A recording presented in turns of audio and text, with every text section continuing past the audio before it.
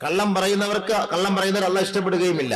അതുകൊണ്ട് അള്ളാഹ് പ്രത്യേകമായിട്ട് പറയുന്നത്, നിങ്ങൾ തഖ്വയുള്ളവരാണെങ്കിൽ നിങ്ങൾ സത്യസന്ധന്മാരായി മാറുക. വകൂനു മഅസ്സാദിഖീൻ. എന്നിട്ട് അള്ളാഹു അവരോട് പറയുന്നു, നാളത്തെ ഒരു ജീവിതത്തെ നിങ്ങൾ പ്രതീക്ഷിച്ചോ? തഖ്വയുള്ളവരെ, നിങ്ങൾ അള്ളാഹെ പേടിച്ചിട്ട് നാളത്തെ ഒരു ജീവിതത്തെ നിങ്ങൾ പ്രതീക്ഷിച്ചോ? യാ അയ്യുഹല്ലദീന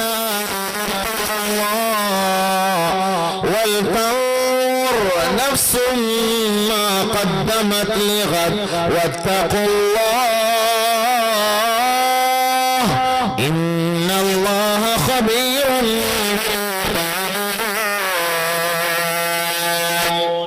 നാളത്തെ ഒരു ദിവസത്തെ ഓരോ ആത്മാവും പ്രതീക്ഷിച്ച് വേണം ജീവിക്കാൻ. അള്ളാഹെ ഓർത്തോ, പേടിച്ചോ?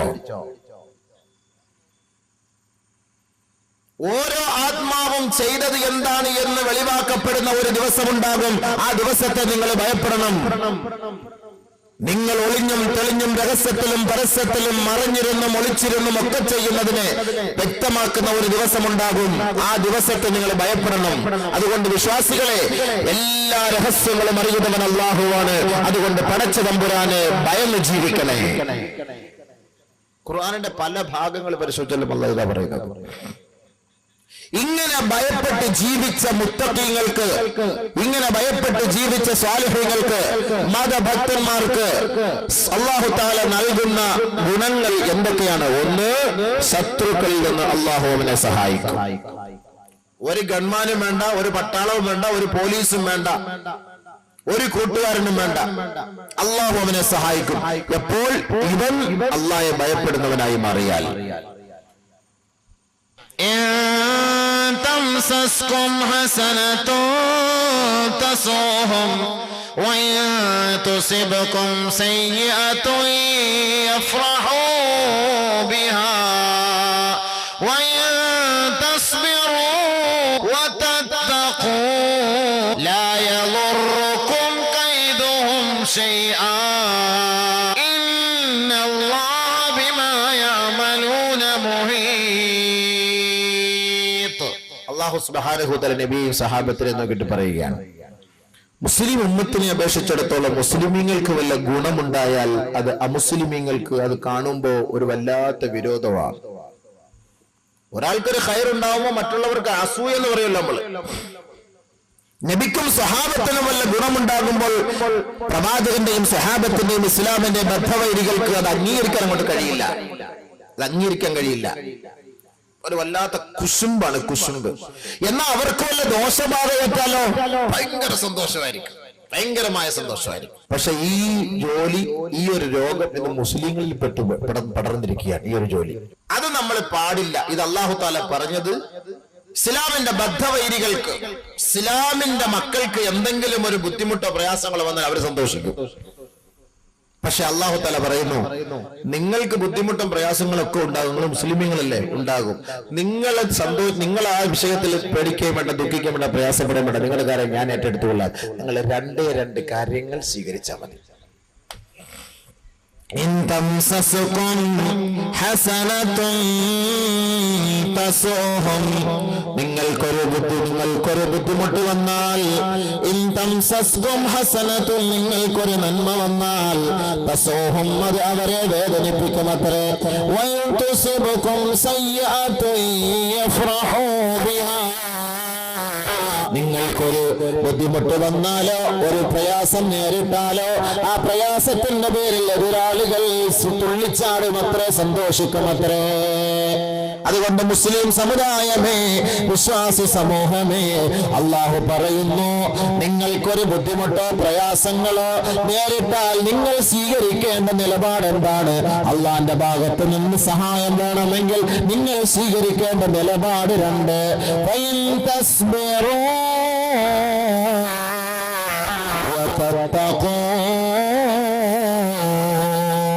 നിങ്ങൾ അല്ലാഹുവിനെ ഭയപ്പെടുകയും ക്ഷമാവലംബിക്കുകയും ചെയ്യുന്നവരായി മാറണമേ.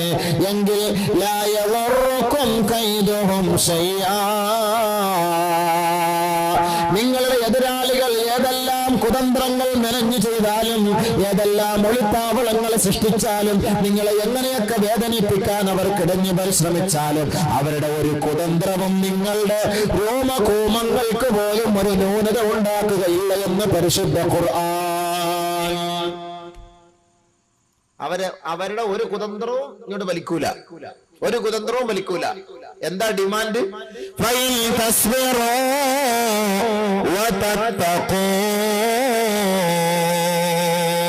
ക്ഷമിക്കണം, തഖ്വ വേണം. ഇപ്പൊ ദുആ ചെയ്താൽ ഇങ്ങോട്ട് കിട്ടണം എന്ന് പറഞ്ഞാൽ കിട്ടുന്ന കാര്യമല്ല. ഇപ്പൊ ദുആ ചെയ്താൽ ഇപ്പൊ തന്നെ കിട്ടണം. അസറിന് ചെയ്താൽ മഗ്‌രിബിന് കിട്ടണം, നടക്കുന്ന കാര്യമാണ്. അതാണ് നമുക്ക് ക്ഷമയില്ലാതെ പോണത്. നമുക്കൊരു ബുദ്ധിമുട്ടും പ്രയാസങ്ങളും വരുമ്പോ പടച്ച തമ്പുരാന്റെ മുന്നിൽ പോയി സുജൂദ് ചെയ്തിട്ട് പൊട്ടിക്കരഞ്ഞ് റബ്ബിനോട് നമ്മൾ പ്രാർത്ഥിച്ചാൽ, എന്നിട്ട് ക്ഷമ അവലംബിച്ചാൽ അള്ളാഹു നമുക്ക് ഗൈബിയായ നിലയിൽ സഹായം നൽകും. യാതൊരു സംശയമില്ല. നമ്മുടെ വിഷയങ്ങൾ ആത്മാർത്ഥമായി പൊട്ടിക്കരഞ്ഞ് റബ്ബിന്റെ മുന്നിൽ സമർപ്പിക്കാൻ ഇന്ന് ഈ ഉമ്മത്ത് തയ്യാറല്ല. അതുകൊണ്ടാണ് ഈ ഉമ്മത്തിന് സഹായം വൈകുന്നത്. ഭാര്യ ലേബർ റൂമിൽ കൊണ്ടുപോയിട്ടിട്ട് നമ്മൾ എന്ത് ചെയ്യണം? അവിടെ വായ നോക്കി ഇങ്ങനെ കണ്ണാടി കൂട്ടിട്ട് അവിടെ നിന്നിട്ട് കാര്യമില്ല. തൊട്ടടുത്ത തൈക്കാവിലോ പള്ളിയിലോ പോയിട്ട് 2 റക്അത്ത് ഹാജത്ത് നമസ്കരിച്ചിട്ട് സുജൂദിൽ കിടന്ന് പൊട്ടിക്കരഞ്ഞ റബ്ബിനോട് പറയണം, അല്ലാഹുവേ, എന്റെ ഭാര്യയുടെ ഉത്തരവാദിത്തം നിന്റെ കൈകളിലാണ്. ഡോക്ടർമാർക്ക് കഴിവില്ല, മരുന്നിനൊന്നും ഒരു കഴിവില്ല. അല്ലാഹ്, നീയാണ് സൃഷ്ടിച്ചത്, നീയാണ് സൃഷ്ടാവ്, നീയാണ് കുട്ടിക്ക് ജന്മം നൽകുന്നത്. ഓരോ പെണ്ണിന്റെ ഉദരത്തിൽ വളർന്നു വരുന്ന കുഞ്ഞുമക്കളെ സംരക്ഷിക്കുന്നവർ നീയാണ്. ആ കുഞ്ഞുങ്ങൾക്കൊരു ന്യൂനത പോലും ഇല്ലാതെ ബൃഹത്തായ ലോകത്തേക്ക് അയക്കുന്നത് നീയാണ്. അതുകൊണ്ട് അല്ലാഹുവേ, എന്റെ ഭാര്യയുടെ കാര്യം നീ ഏറ്റെടുക്കണമേ എന്ന് ആത്മാർത്ഥമായി 2 റക്അത്ത് നമസ്കരിച്ച് പൊട്ടിക്കരഞ്ഞിട്ട് ക്ഷമ അവലംബിക്കുക. അതിന് തയ്യാറുണ്ടോ? ഇല്ല. കടം കയറി വീട് ആകെ ഇടങ്ങേറായി പോയി. കടം ഭയങ്കരമായ കടത്തിലും പ്രയാസത്തിലും പെട്ടുപോയി. കടം മാറാൻ വേണ്ടി എന്ത് ചെയ്യും? ചെറിയ പലിശക്കാരനെ ആദ്യം സമീപിക്കും. അവന്റെ കടപാട് തീർക്കാൻ വലിയ പലിശക്കാരനെ സമീപിക്കും. അവന്റെ ഇടപാട് തീർക്കാൻ കൊള്ള പലിശക്കാരനെ സമീപിക്കും. അവന്റെ ഇടപാട് തീർക്കാൻ മീറ്റർ വെച്ച് പലിശ കൊടുക്കുന്നവനെ സഹായിക്കും. അവനെ പോയി സഹായം തേടും അവനോട്. അവസാനം ഇവരെല്ലാരും കൂടെ ഒരുമിച്ച് ബ്ലേഡും കൊണ്ടുവന്ന് അവന്റെ കഴുത്തിലേക്ക് വെക്കുമ്പോൾ അവന്റെ വീടും പ്രമാണവും എല്ലാം കൂടെ കൊണ്ടുപോയി ഒരു ബാങ്കിൽ കൊണ്ട് പണയം വെക്കും. അതും കൂടെ പോകുന്ന ഒരവസ്ഥ വരുമ്പോ ഒരു തുണ്ട് എഴുതി ഉസ്താദിന് കൊടുത്തു വിടും. കടം കൊണ്ട് വളരെ വിഷമത്തിലും പ്രയാസത്തിലാണ്, ഉസ്താദ് ഒന്ന് ദുആ ഇറക്കണമെന്ന്. ലാസ്റ്റ് ഘട്ട അത്യാഹിതത്തില് തുടക്കത്തിലെ ഒരു കൊളസ്ട്രോളിന്റെ ഒരു ഗുളിക അടിച്ചാൽ അങ്ങ് ശരിയാകുമായിരുന്നു. ഇതങ്ങ് അറ്റമെത്തി ലാസ്റ്റ് തീരാറായപ്പോ കൊണ്ടുവന്നിട്ട് വല്ല കാര്യമുണ്ടോ? എന്തേലുമൊക്കെ അസുഖം വരുമ്പോ അത് നോക്കണം. ചിലര് നോക്കൂല, ടെസ്റ്റ് ചെയ്യൂല. എന്നിട്ട് എല്ലാം ഞാൻ അള്ളാഹുൽ വരമേൽപ്പിച്ചിരിക്കാന്ന് പറഞ്ഞു കഴിഞ്ഞാൽ ഇങ്ങനെ അങ്ങ് നടക്കും. അങ്ങനെയൊന്നും ഇസ്ലാം പറഞ്ഞിട്ടൊന്നുമില്ല. നമ്മുടെ രോഗത്തിന് നമ്മൾ ചികിത്സിക്കണം, എന്നിട്ട് അള്ളാഹുവിനോട് ദുആ ചെയ്യണം. Pray and prayer, pray and work. പ്രാർത്ഥിക്കുക, പ്രവർത്തിക്കുക. മരുന്ന് ചെയ്തുകൊണ്ട് ദുആ ചെയ്യുക, മരുന്ന് ചികിത്സ ചെയ്തുകൊണ്ട് ദുആ ചെയ്യുക. അല്ല മരുന്ന് ചികിത്സ ഒന്നും ഇല്ലാതെ പ്രാർത്ഥിക്കൽ പെന്തക്കോസ്തുകാരുടെ സ്വഭാവമാണ്. നമുക്ക് ആ സ്വഭാവമില്ല. അതുകൊണ്ട് നമ്മൾ എന്താ ചെയ്യേണ്ടത്? നമ്മൾ ദുആ ചെയ്ത് അതിനുള്ള മരുന്നുകൾ കഴിക്കുക. മരുന്നിന് കഴിവില്ല, അള്ളാഹ്ക്ക് കഴിവ്. പടച്ചവന് നീ ശിഫദ അല്ലാഹുവേ, ബിസ്മി ചൊല്ലി കഴിക്കുക, റബ്ബിനോട് ദുആ ചെയ്യുക, റബ്ബ് കാര്യങ്ങൾ നേടിയെടുക്കുക. നമ്മളിത് കാര്യം ഏറ്റെടുക്കും. ഇത് നമ്മുടെ മൊത്തം യഖീൻ, നമ്മുടെ മൊത്തം വിശ്വാസം ഡോക്ടറിലുമായി പോയി, മരുന്നിലുമായി പോയി. അതാ മാറാത്ത അസുഖം. ഓ, ആ ഡോക്ടറിന്റെ അടുത്ത് ഞാൻ പോയില്ലായിരുന്നെങ്കിൽ എന്റെ കുഞ്ഞിന്റെ കാറ്റ് പോയേനെ. വിശ്വാസം അങ്ങനെ പോവാണ്. ആ ഡോക്ടറാണ് രക്ഷപ്പെടുത്തിയത്. ഓ, ആ ഡോക്ടർ ഒരു ദൈവം തന്നെയാണ്, ആ ഡോക്ടർ ഒരു ദൈവം തന്നെയാണ്. വിശ്വാസം പോകുന്ന പോക്ക് കണ്ട അള്ളാഹ് കാത്തുരക്ഷിക്കട്ടെ. ഈമാൻ നമുക്ക് നഷ്ടപ്പെട്ടു പോകും. അതുകൊണ്ട് അല്ലാഹു സുബ്ഹാനഹു വ തആല മുസബ്ബിബുൽ അസ്ബാബാണ്. കാര്യങ്ങൾ അല്ലാഹു കാരണങ്ങളിലൂടെ, സബബുകളിലൂടെ മാത്രമേ അല്ലാഹു തആല ചെയ്തു തരുകയുള്ളൂ. നമ്മൾ രോഗം വന്നാൽ ചികിത്സിക്കണം, ചികിത്സിച്ചിട്ട് അല്ലാഹുവോട് ദുആ ചെയ്യണം. അല്ലാഹു ആ ദുആയുടെ ബർക്കത്ത് കൊണ്ട് നമ്മുടെ രോഗങ്ങൾക്ക് ശിഫാ നൽകും. ആക്സിഡന്റ് പറ്റി ആശുപത്രിയിൽ കിടക്കുന്നു, ഡോക്ടറോട് നമ്മൾ പറഞ്ഞു, സാറേ വേണ്ടവണ്ണം ഒന്ന് കൈകാര്യം ചെയ്യണം. ഡോക്ടർ പറയും, നിങ്ങൾ നിങ്ങളുടെ ദൈവത്തോട് പ്രാർത്ഥിക്കുക, ഞങ്ങളെ കൊണ്ട് കഴിയുന്നത് ഞങ്ങൾ ചെയ്തോളാം. മാന്യമായ സംസാരം. മാന്യമായ സംസാരം നമ്മളും ചെയ്യേണ്ടത് അതാണ്. അല്ല ഡോക്ടറിന്റെ മുന്നിൽ പോയി കയ്യും കാലും പിടിച്ച് 500 താളുകൾ കൊടുത്തിട്ട് കാര്യമില്ല. ഈ അടുത്ത സമയത്ത് കൊല്ലത്തൊരു കുട്ടി ഹോസ്പിറ്റലിൽ 1.5 കോടി രൂപയുടെ ഓപ്പറേഷൻ ചെയ്തു. 1.5 കോടി രൂപയ്ക്ക് മജ്ജ മാറ്റിവെക്കൽ ശസ്ത്രക്രിയ നടത്തി. അവസാനം മരിച്ചുപോയി. ഡോക്ടർ പറഞ്ഞു ഈ 1 കോടി രൂപയുടെ ഓപ്പറേഷൻ ചെയ്താൽ കുട്ടിക്ക് രക്ഷ കിട്ടുമെന്ന്. ഞാൻ ഈ വ്യക്തിയോട് പറഞ്ഞു അത് ചെയ്യരുത്. ഇത് നിങ്ങൾ ചെയ്തിട്ട് കുട്ടി രക്ഷപ്പെട്ടില്ലെങ്കിൽ ഡോക്ടർമാർ ഉറപ്പ് തരുന്നുണ്ടോ? ഉറപ്പ് തരുന്നുണ്ടോ ഉസ്താദ്? ഡോക്ടർമാർ പറയുന്നത് കുഴപ്പമില്ല. കിട്ടുമോ? അള്ളാന്റെ തീരുമാനം. അല്ലാഹു തആല ആ കുട്ടിയുടെ മാതാപിതാക്കൾക്ക് ഒരു നിക്ഷേപമാക്കി ആ കുട്ടി അല്ലാഹു തആല അനുഗ്രഹിക്കുമാറാകട്ടെ. ബഹുമാനമുള്ള മുഅ്മിനീങ്ങളെ, അതുകൊണ്ട് നമ്മൾ ഒരു രോഗിയായി ഹോസ്പിറ്റലിലേക്ക് പോകുമ്പോഴോ, നമുക്കൊരു പ്രയാസം വരുമ്പോഴോ, നമുക്കൊരു ബുദ്ധിമുട്ടുകളോ, നമുക്കൊരു വേദനകളോ അസഹ്യതകളോ നമ്മളെ നേരിടുമ്പോൾ അല്ലാഹു സുബ്ഹാനഹു വ തആലയെ സ്വാധീനിക്കലല്ലാതെ നമുക്കൊരു മാർഗവുമില്ല. റബ്ബിന്റെ മുന്നിൽ പൊട്ടിക്കരഞ്ഞ് നമ്മുടെ വിഷമങ്ങളും പ്രയാസങ്ങളും ഖേദങ്ങളും ദുഃഖങ്ങളും ദുരിതങ്ങളും നമ്മൾ പറയാൻ തയ്യാറാകുമ്പോൾ റബ്ബുൽ ഇസ്സത്തായ തമ്പുരാൻ നമുക്ക് അദൃശ്യമായ നിലയിൽ സഹായം നമ്മുടെ മുന്നിൽ കൊണ്ടെത്തിച്ചു തരും. ഔലിയാക്കൾക്ക് അല്ലാഹു തആല കൊടുത്ത സഹായം അങ്ങനെയാണ്. ഔലിയാക്കൾക്ക് അല്ലാഹു കൊടുത്ത സഹായം അങ്ങനെയാണ്. ആ സഹായം അല്ലാഹു നമുക്കും തരും. ഇത് ഔലിയാക്കൾക്ക് മാത്രം അല്ലാഹു പ്രത്യേകമായി എഴുതി വെച്ച സഹായമൊന്നുമല്ല. അല്ലാഹുവിനെ വിശ്വസിക്കുന്ന എല്ലാവർക്കും അല്ലാഹു സഹായിക്കാമെന്ന് അല്ലാഹു വാഗ്ദാനം ചെയ്തിരിക്കുകയാണ്. ആ സഹായം അല്ലാഹു നൽകണമെങ്കിൽ അല്ലാഹുവിലേക്ക് അടുക്കണം. എങ്ങനെ? നമസ്കാരത്തിലൂടെയും ക്ഷമയിലൂടെയും തഖ്വയിലൂടെയും. യാ അയ്യുഹല്ലദീന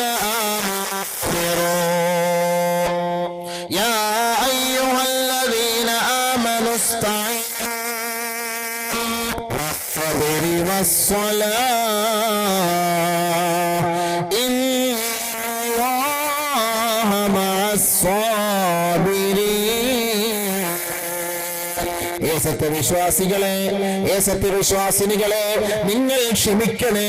നിങ്ങൾ നമസ്കാരത്തിലൂടെ അള്ളാഹുവിനെ സ്വാധീനിക്കണേ. നമസ്കാരം കഴിഞ്ഞ് ദുആ ചെയ്തുകൊണ്ട് സഹായത്തിന് വേണ്ടി ക്ഷമ അവലംബിക്കണമേ. നിശ്ചയം അള്ളാഹു ക്ഷമിക്കുന്നവരോടൊപ്പമാണെന്ന് പരിശുദ്ധ ഖുർആൻ. ഒരു ബസ് വരുന്നു, രാവിലെ 8 മണിക്ക് വരേണ്ട ബസ്.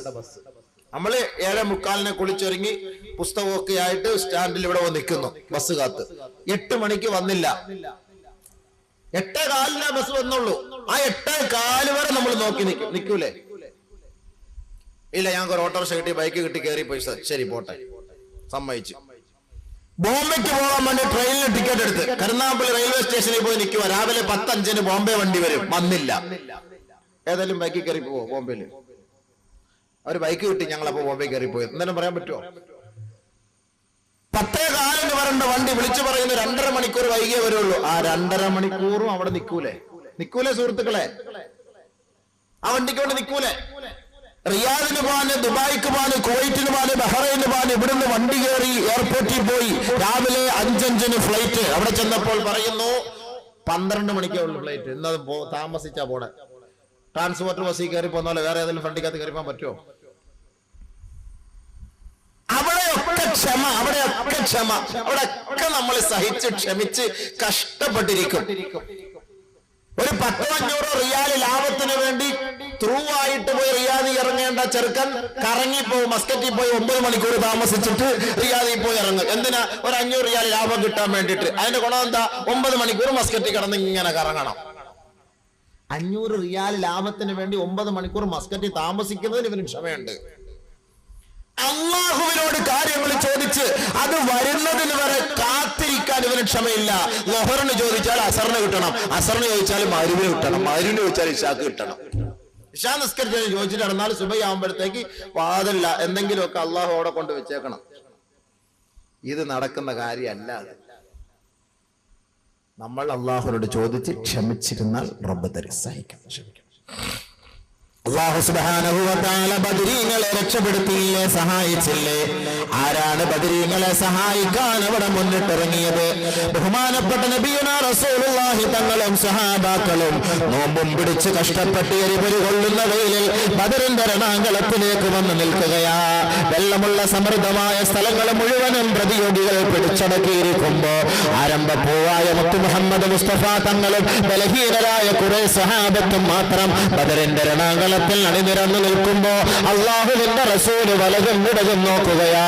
ബഹുമാനപ്പെട്ട പ്രവാചകൻ ആ സ്വഹാബത്തിനെ നോക്കുമ്പോ അൻസാരികളും മുഹാജിരീങ്ങളുമായ പാവപ്പെട്ട സഹാബത്ത്, ഈ സഹാബത്തിനെ കൊണ്ട് റബ്ബേ ഈ സത്യദീനിനെ നീ നിലനിർത്തേണമേ എന്ന ദുആ എന്ന ആയുധം മാത്രമായിരുന്നു അല്ലാഹുവിന്റെ റസൂൽ അവിടെ പ്രയോഗിച്ചത്. ബഹുമാനപ്പെട്ട സ്വഹാബാക്കളെ അല്ലാഹു തആല തലേന്ന് രാത്രി ഉറക്കുമ്പോ അല്ലാഹുവിന്റെ റസൂൽ ഒരു മുസല്ല എടുത്ത് വിരിച്ചിട്ട് ആ പാതിരാ മുഴുവനും നേരം വെളുക്കുവോളം സുബഹിയോളം സുജൂദിൽ കിടന്ന് പൊട്ടിക്കരയുകയാ. ഉറക്കമില്ല, വിശ്രമമില്ല, നിദ്രാരഹിതനായിക്കൊണ്ട് ലോകത്തിന്റെ നായകൻ മുഹമ്മദ് മുസ്തഫ തങ്ങൾ സത്യത്തിന്റെ ദീൻ ലോകത്ത് നിലനിർത്തുന്നതിന് വേണ്ടി പൊട്ടിക്കരഞ്ഞപ്പോ ആരംഭപ്പൂവായ ഹബീബിന്റെ വലം കൈയായ അബൂബക്കർ സിദ്ദീഖ് റളിയല്ലാഹു അൻഹു ഹബീബായ തങ്ങളെ പോയി കെട്ടിപ്പിടിച്ചിട്ട് പറഞ്ഞു, യാ റസൂലല്ലാഹ്, നബിയേ ക്ഷമിക്കൂ നബിയേ, ക്ഷമിക്കൂ നബിയേ, ക്ഷമിക്കൂ നബിയേ. അല്ലാഹു അങ്ങേക്ക് വാഗ്ദാനം നൽകിയിട്ടുണ്ടെങ്കിൽ ആ വാഗ്ദാനം അല്ലാഹു പാലിക്കും യാ റസൂലല്ലാഹ്. അതുകൊണ്ട് വിശ്രമിക്കൂ യാ റസൂലല്ലാഹ്, അങ്ങൊന്ന് സമാധാനിക്കൂ യാ റസൂലല്ലാഹ്.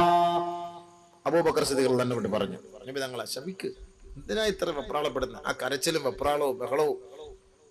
ബഹുമാനപ്പെട്ട പ്രവാചകൻ സല്ലല്ലാഹു അലൈഹി വസല്ലം തങ്ങൾ ബദറിൽ നാളെ വിജയം, സത്യത്തിന്റെ മാർഗത്തിൽ വിജയം കിട്ടുന്നതിന് വേണ്ടി പരിശ്രമിച്ച് രാത്രി ബദറിന്റെ 17-ാം രാവിന്റെ അന്ന് പൊട്ടിക്കരഞ്ഞ് ദ്വാരക്കുക രാത്രി മുഴുവൻ. നമ്മള് ബിരിയാണി പൊതി മേടിച്ചെന്ന് ഒരുത്തന് ബിരിയാണി പൊതി അങ്ങനെ കിട്ടിയില്ലെങ്കിൽ പള്ളിയിലെ സെക്രട്ടറിയെ കുത്തി, അല്ലെങ്കിൽ അത് വെച്ചവനെ കുത്തി, അവനെ അടിച്ച് ഇവനെ അടിച്ച് ആകെ വേള ഉണ്ടാക്കി പള്ളിയിൽ പ്രശ്നമാക്കുക. ഇവിടെ ബദർ പള്ളിയിൽ ബദർ ബിരിയാണി പൊതിക്ക് വേണ്ടി നബിതങ്ങൾ പൊട്ടിക്കരയുക. ഈ ഉമ്മത്തിന് ദീൻ നിലനിർത്തി കിട്ടാൻ വേണ്ടി, ഈ ദീൻ നിലനിന്ന് കിട്ടാൻ വേണ്ടി അല്ലാഹുവിന്റെ റസൂൽ പൊട്ടിക്കരയുക. അവർക്ക് വല്ല ആയുധങ്ങളുണ്ടോ? അശ്വാരൂഢന്മാരുണ്ടോ? അത്യാധുനിക ഉപകരണങ്ങളുണ്ടോ? അംഗബാഹുല്യമുണ്ടോ?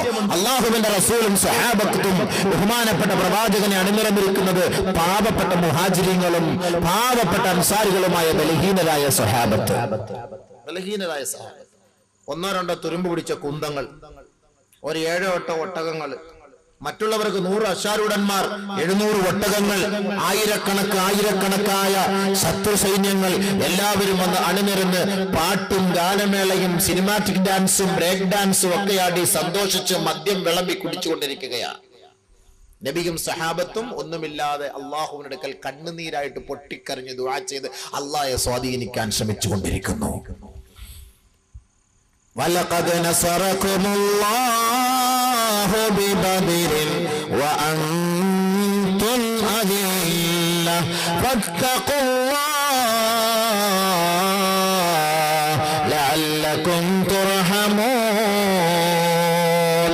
അല്ലാഹു നിങ്ങളെ ബദറിൽ രക്ഷപ്പെടുത്തിയില്ലേ? ബദറിൽ നിങ്ങളെ സഹായിച്ചില്ലേ? ബദറിൽ നിങ്ങൾ നിന്ദ്യരായിരുന്നില്ലേ? അംഗവൈകല്യമുള്ളവരായിരുന്നില്ലേ? അങ്കുലി പരിമിതമായ നിങ്ങളെ അല്ലാഹു ബദറിൽ രക്ഷപ്പെടുത്തിയില്ലേ? ആ രക്ഷപ്പെടുത്തിയതും സഹായിച്ചതിന്റെയും കാരണം നിങ്ങൾ അല്ലാഹയെ ഭയപ്പെട്ടതിന്റെ പേരിലല്ലേ? അല്ലാഹയെ സ്വാധീനിച്ചതിന്റെ പേരിലല്ലേ? അവനോട് സഹായം തേടിയതിന്റെ പേരിലല്ലേ? അല്ലാഹു അവിടെ സഹായിച്ചു. ആയിരക്കണക്കായ ശത്രുക്കളുടെ മുന്നിൽ റബ്ബ് സഹായിച്ചില്ലേ? വേറെ എങ്ങനെ ആരെങ്കിലും മിസൈൽ കൊണ്ടുവന്നോ? അല്ലാഹു തആല ഘട്ടം ഘട്ടമായി മോളിൽ നിന്ന് ഇങ്ങനെ മലക്കുകൾ ഇറക്കി സഹായിച്ചുകൊണ്ടേയിരുന്നു. നമുക്ക് ആ സഹായം അല്ലാഹു തരാമെന്ന് വാഗ്ദാനം ചെയ്തിരിക്കുകയല്ലേ? പക്ഷെ അത് നേടിയെടുക്കാനും ചോദിക്കാനും നമ്മളെ കൊണ്ട് സമയമില്ലല്ലോ. കാര്യം ഇപ്പൊ നടക്കണം. അതിനു വേണ്ടിയിട്ടാണ്, ഇപ്പൊ നടക്കാൻ വേണ്ടിയിട്ടാണ് നമ്മൾ കണ്ട ഈ കൂടോത്രവും മന്ത്രവാദവും അതിനൊക്കെ നമ്മൾ പോണത്. പോയിട്ട് പെട്ടെന്ന് കാര്യം, ഒരു കാടമുട്ടയ്ക്കകത്ത് അഡ്ജസ്റ്റ് ചെയ്ത് പെട്ടെന്ന് കാര്യം നടക്കാൻ പറ്റിയ അങ്ങനെ, കോഴിത്തലയ്ക്കാതെ നടക്കാൻ പറ്റിയ അങ്ങനെ, പെട്ടെന്ന് നടക്കാൻ. പെണ്ണുങ്ങൾക്ക് ഒട്ടും ക്ഷമയില്ല, സബറില്ല. ഇതിനു വേണ്ടിയിട്ട് പിറകെ ഓടുക, സമയം മുഴുവൻ ഓടുക. ഖുർആൻ പറയും, മുരുകാലയത്തിൽ പോകുമ്പോൾ മുരുകൻ പറയാം, ഒരു ഖുർആൻ മേടിച്ചാ പള്ളി കൊണ്ട് കൊടുത്തരാം, അതേപോലെ കൊണ്ടും കൊടുക്കും. ഹൈദ് വന്ന താത്തായാലും ജനാബത്ത് വന്ന താത്തായാലും അവിടെ നോക്കാറില്ല, മുരുകൻ പറഞ്ഞതാണ് കൊണ്ട് കൊടുത്തരാം. ഖുർആൻ, പരിശുദ്ധ ഖുർആൻ, ലാ യമസ്സുഹു ഇല്ലൽ മുതഹ്ഹറൂൻ തൻസീലുൻ മിർ റബ്ബിൽ ആലമീൻ. പരിശുദ്ധ ഖുർആൻ അല്ലാഹുവിന്റെ ഭാഗത്ത് നിന്ന് വന്ന ദിവ്യ സന്ദേശങ്ങളാണ്, പടച്ചവന്റെ വാക്കുകളും വചനങ്ങളുമാണ്. അശുദ്ധിയോടുകൂടി അതിനെ നീ തുടരുത്, സ്പർശിക്കരുത്. അത് ഓതുമ്പോഴും അത് പ്രചരിപ്പിക്കുമ്പോഴും അത് പ്രബോധനം ചെയ്യുമ്പോഴും നീ മര്യാദ പാലിക്കണമെന്ന് പരിശുദ്ധ ഖുർആൻ. ഇന്ന് സ്വീകരിക്കാറുണ്ടോ? അതിന്ന് വാങ്ങി വീട്ടിൽ കൊണ്ട് സൂക്ഷിച്ചു വെച്ചിരിക്കുകയല്ലേ? ടിവിയുടെ മുകളിൽ കൊണ്ട് വെച്ചിരിക്കുകയല്ലേ? ആരെങ്കിലും അതൊന്ന് തുറന്നു നോക്കാറുണ്ടോ? എല്ലാ മുസീബത്തുകളും, എല്ലാ പ്രയാസങ്ങളും, എല്ലാ പ്രശ്നങ്ങളും, കുടുംബത്തിലെ സകലമാന ദുഃഖങ്ങളും ദുരിതങ്ങളും പറന്നു പോകും. പിശാചിന്റെയും ചെകുത്താന്റെയും ചാത്തന്റെയും ചാമുണ്ടിയുടെയും എല്ലാ പ്രശ്നങ്ങളും മാറിപ്പോകും ഏതൊരു വീട്ടിൽ സൂറത്തുൽ ബഖറ പാരായണം ചെയ്താൽ. നബിയുനാ റസൂലുള്ളാഹി ഒരു വീട്ടിൽ സൂറത്തുൽ ബഖറ പാരായണം ചെയ്താൽ ആ വീട്ടിൽ ചാത്തൻ സേവയുണ്ടെങ്കിൽ പറന്നു പോകുമെന്ന് നബിയുനാ റസൂലുള്ളാഹി. ശൈത്താൻ അവിടെ കയറൂല, പിശാച് അവിടെ വരൂല. സൂറത്തുൽ ബഖറ പാരായണം ചെയ്യുന്ന വീട്ടിൽ ഹബീബായ തങ്ങളുടെ നാവിൽ നിന്ന് വീണ മുത്തുമൊഴിയാണിത്. വിശ്വസിച്ചുകൂടെ നമുക്ക്? ആരൊരാളൊരു വീട്ടിൽ സൂറത്തുൽ ബഖറ ഓതുന്നുവോ ആ വീട്ടിൽ ശൈത്താൻ ഉണ്ടാവൂല. പക്ഷെ 2.5 ജുസു അത്തിരി പാടാ. ഓതോ 2.5 ജുസു രാവിലെ ഇരുന്ന് അങ്ങോട്ട് ഓതണം. 1 മണിക്കൂർ മതി.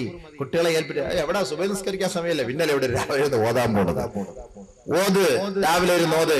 ശൈത്താൻ ഓതും. അവിടെ നാഗവല്ലിയും വരൂല, അവിടെ ചാമുണ്ടിയും വരൂല, അവിടെ ചങ്ങലമാടനും വരൂല, അവിടെ ഒരു ശൈത്താനും വരൂല. നബി തങ്ങളുടെ വാക്കാണിത്, ഹബീബായ തങ്ങളുടെ മുത്തായ വാക്കാണിത്. അല്ലാഹു അമൽ ചെയ്യാൻ തൗഫീഖ് നൽകട്ടെ. ദാരിദ്ര്യം കൊണ്ട് നിങ്ങൾ ബുദ്ധിമുട്ടുന്നുണ്ടോ? പ്രയാസപ്പെടുന്നുണ്ടോ? ദാരിദ്ര്യം കൊണ്ട് പട്ടിണിയിലാണോ? സാമ്പത്തികമായിട്ട് നിങ്ങൾ പിന്നോക്കമാണോ? സാമ്പത്തികമായി നിങ്ങൾക്ക് പ്രശ്നങ്ങളാണോ? സാമ്പത്തിക മാന്ദ്യം നിങ്ങളെ പിടികൂടിയിട്ടുണ്ടോ? ഹബീബുനാ റസൂലുള്ളാഹി തങ്ങൾ പറയുന്നു, എല്ലാ ദിവസവും നിങ്ങൾ സൂറത്തുൽ വാഖിയ പാരായണം ചെയ്യ്, അല്ലാഹു സാമ്പത്തിക മാന്ദ്യം എടുത്തു കളയും.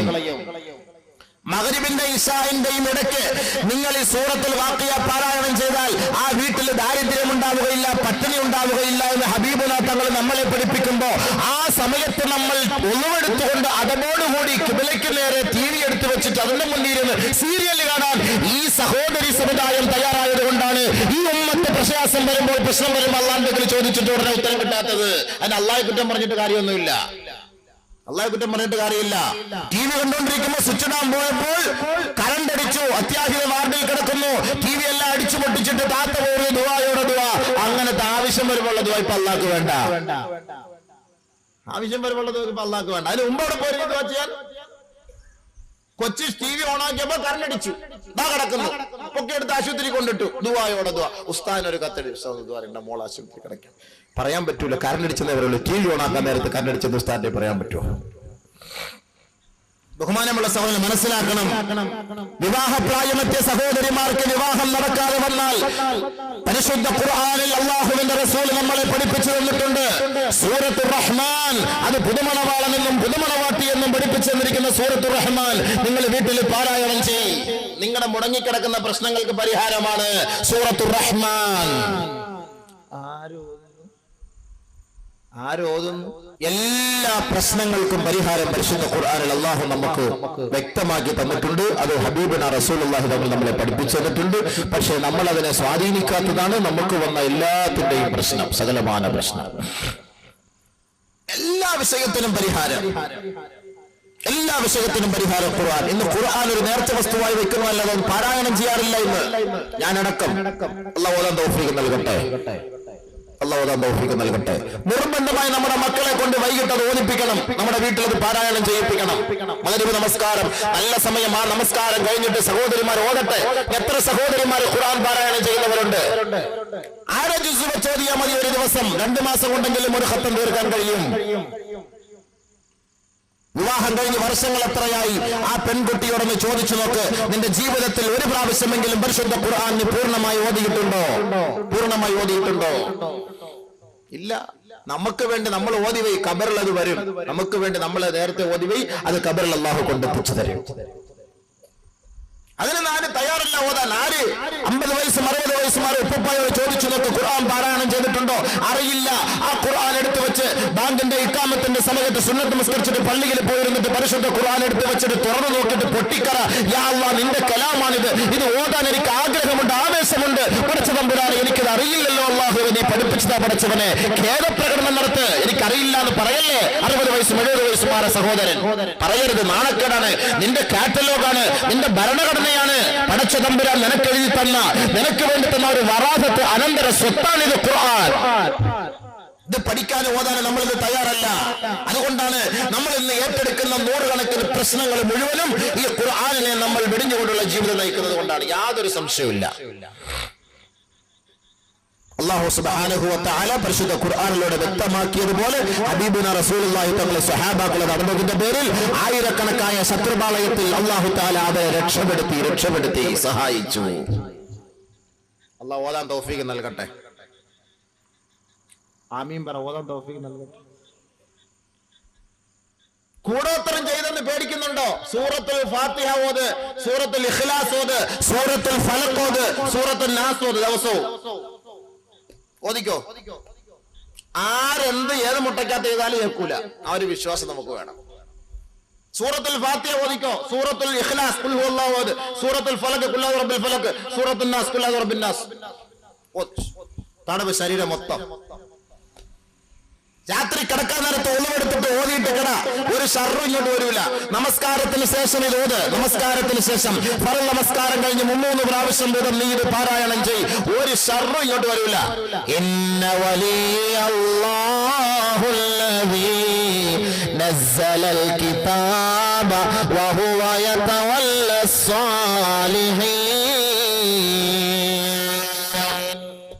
അല്ലാഹു രക്ഷകനാണ്, സ്വാലിഹീങ്ങളുടെ രക്ഷകനാണ്. ഏത് രക്ഷകനാണ്? നസ്സലൽ കിതാബ്, അവനാണ് ഈ ഗ്രന്ഥം ഇറക്കിയവൻ. സ്വാലിഹീങ്ങളുടെ പരിപൂർണമായ ഉത്തരവാദിത്വം ഏറ്റെടുത്തുകൊണ്ട് അവർക്ക് പൂർണ്ണമായ സംരക്ഷണം നൽകാമെന്നും അല്ലാഹു തആല പറഞ്ഞിരിക്കുകയാണ്. ഈ ആയത്തിന്റെ സബബുൻ നുസൂൽ, ഈ ആയത്തിറങ്ങിയതിന്റെ പശ്ചാത്തലം തന്നെ പരിശോധിച്ച് നമുക്കറിയാം. മുശ്രിക്കീങ്ങൾ പറഞ്ഞു, ഞങ്ങളുടെ ദേവതയെങ്ങാണെന്ന് കുറ്റം പറഞ്ഞാൽ ആ ദേവത വലിയ തീയുടെ രൂപത്തിൽ വന്ന് നിന്നെ കരിച്ചു കളയും മുഹമ്മദ് എന്ന് പറഞ്ഞു, പേടിപ്പിച്ചു കളഞ്ഞു. നീ അങ്ങനെ നിന്ന് കുറ്റം പറഞ്ഞു നോക്ക്, എന്നെ അയാൾ പറപ്പിക്കും മുട്ടയ്ക്കകത്ത് വെച്ച്. ഇങ്ങനെ പറയുമ്പോ നമ്മളങ്ങ് പേടിച്ചു പോകും. ഈ മുശ്രിക്കുകൾ ഈ വാക്ക് പറഞ്ഞപ്പോ അള്ളാഹ്ക്ക് ഇഷ്ടപ്പെട്ടില്ല. അള്ളാഹ് ഉടനെ ആയത്തിറക്കിയിട്ട് പറഞ്ഞു, അള്ളാഹു സ്വാലിഹീങ്ങളുടെ സംരക്ഷകനാണ്. അള്ളാഹു സ്വാലിഹീങ്ങളുടെ സംരക്ഷകനാണ്. നിങ്ങൾ പേടിക്കണ്ട. ആ യഖീൻ നമുക്ക് വേണം. അള്ളാഹല്ലേ നമ്മുടെ സംരക്ഷകൻ. എന്തിനാ പേടിക്കുന്നത്? ഇന്നമാ വലിയകുമുല്ലാഹു വറസൂലുഹു. അള്ളാഹു നിങ്ങളുടെ സംരക്ഷകനാണെന്നുള്ള പറഞ്ഞിരിക്കുന്നിടത്തോളം കാലം നിങ്ങൾ എന്തിനു വിഷമിക്കണം, പ്രയാസപ്പെടണം? അതുകൊണ്ട് ബഹുമാനമുള്ള മുഅ്മിനീങ്ങളെ, അള്ളാഹുവിനെ നമ്മൾ സ്വാധീനിച്ചാൽ, ചുരുക്കി പറഞ്ഞാൽ, അള്ളാഹു നമ്മളെ സഹായിക്കും. ഇൻ തസ്ബിറൂ വതത്തഖൂ ലാ യളറുകും കൈദുഹും ശൈആ. നിങ്ങൾ ഭയഭക്തിയോടുകൂടി, തികഞ്ഞ മതബോധത്തോടുകൂടി, ക്ഷമാവലംബിച്ചുകൊണ്ട് റബ്ബിനെ സ്വാധീനിക്കാൻ തയ്യാറായാൽ ഏത് ബദ്ധവൈരികൾ ചെയ്യുന്ന കുതന്ത്രങ്ങളും നിങ്ങളുടെ ശരീരത്തിൽ ഒരു പോറൽ പോലും ഏൽപ്പിക്കുകയില്ല. മുസ്ലിം ഉമ്മത്തിനെ അപേക്ഷിച്ചിടത്തോളം വളരെ പീഡനങ്ങൾ ഏൽക്കേണ്ടി വരുമെന്ന് പരിശുദ്ധ ഖുർആൻ വ്യക്തമാക്കുന്നു. മുസ്ലിം ഉമ്മത്തിനെ അപേക്ഷിച്ച് ലോകത്തിന്റെ ചരിത്രത്തിൽ, ലോകത്തിന്റെ മാപ്പിൽ മുസ്ലിമീങ്ങളാണ് ഇന്ന് പീഡിപ്പിക്കപ്പെട്ടുകൊണ്ടിരിക്കുന്നത്. എന്തുകൊണ്ട്? അള്ളാഹുവിനെ ആരാധിക്കുന്നതിന്റെ പേര്. അള്ളാഹു പറയുന്നു, തീർച്ച, നിശ്ചയം, നിർബന്ധമായും, നിസ്സംശയം, ഏ വിശ്വാസികളെ, നിങ്ങൾ സാമ്പത്തികമായി പരീക്ഷിക്കപ്പെടും, ശാരീരികമായി പരീക്ഷിക്കപ്പെടും, സന്താനപരമായി പരീക്ഷിക്കപ്പെടും. ജൂതനസ്രാണികളിൽ നിന്ന് നിങ്ങൾ ധാരാളം അനാവശ്യങ്ങൾ കേൾക്കേണ്ടി വരും. ബഹുദൈവ ആരാധകരിൽ നിന്ന് അസഹ്യതകൾ നിങ്ങൾ സ്വീകരിക്കേണ്ടി വരും. നടക്കുന്നില്ല അതൊക്കെ. എന്തൊക്കെയാതൊന്നും ഞാൻ പറയുന്നില്ല. ഹബീബായ തങ്ങളെ തന്നെ ഡെൻമാർക്കിൽ നിന്ന് വൃത്തികെട്ടവർ ഹബീബായ തങ്ങളെ നിന്ദിച്ചു. ലോകത്തിന്റെ മുന്നിൽ ലോകത്തിന്റെ നായകൻ, ലോകത്തിന്റെ പ്രവാചകനെ നിന്ദിച്ചു. അത് മുസ്ലിം ഉമ്മത്തിന്റെ ഹൃദയത്തിന്റെ ഏറ്റവും വലിയ വേദനയായിരുന്നു. ഇതൊക്കെ ആരുടെ ഭാഗത്തുനിന്ന് വന്നതാണ്? ആരുടെ ഭാഗത്തുനിന്ന് വന്നതാണ്? നമ്മുടെ നാട്ടിൽ പോലും വരെ എത്തി ഹബീബായ തങ്ങളെ വേദനിപ്പിക്കുന്ന ഒരവസ്ഥ. ഭൗതിക പ്രബുദ്ധതയുള്ള കൊച്ചു കേരളത്തിലെ, സാംസ്കാരിക ബോധമുള്ള കൊച്ചു കേരളത്തിൽ നിന്ന് പോലും ലോകത്തിന്റെ നാടിപിടിപ്പായ ഹബീബായ തങ്ങളെ വേദനിപ്പിക്കുന്ന ഒരവസ്ഥ അവസ്ഥാവിശേഷം വരെ ഈ കൊച്ചു കേരളത്തിൽ ഉണ്ടായെങ്കിൽ റബ്ബുൽ ഇസ്സത്തായ തമ്പുരാൻ പറഞ്ഞു വമിനല്ലദീന അശ്റകൂ അദൻ കസീറാ, ബഹുദൈവാരാധകർ ധാരാളം അസഹ്യതകൾ ഏൽക്കേണ്ടി വരും. ജൂതനസ്രാണികളിൽ നിന്നും നിങ്ങൾ ധാരാളം മോശത്തരങ്ങൾ കേൾക്കേണ്ടി വരും. ഈ സന്ദർഭത്തിൽ നിങ്ങൾ എന്ത് ചെയ്യണം? ഫഇൻ തസ്ബിറൂ വതത്തഖൂ ഫഇന്ന ദാലിക മിൻ അസ്മിൽ ഉമൂർ. ക്ഷമിച്ചുകൊണ്ടും അല്ലാഹുവിനെ സ്വാധീനിച്ചുകൊണ്ടും ഭയപ്പെട്ടുകൊണ്ടും നിങ്ങൾ അല്ലാഹുവിനെ കരസ്ഥമാക്കാൻ ശ്രമിച്ചാൽ തീർച്ചയായും അതാണ് സുദൃഢമായ കാര്യങ്ങളിൽ പെട്ടതെന്ന് പരിശുദ്ധ ഖുർആൻ. അപ്പോൾ തഖ്വ ഉള്ളവരായി മാറിയാൽ ഒന്നാമത് അല്ലാഹു നമുക്ക് തരുന്നത് ശത്രുപാളയത്തിൽ നിന്ന് പരിപൂർണമായ സംരക്ഷണം. ഒന്ന്, നമ്പർ 1 പോയിന്റ്. 2,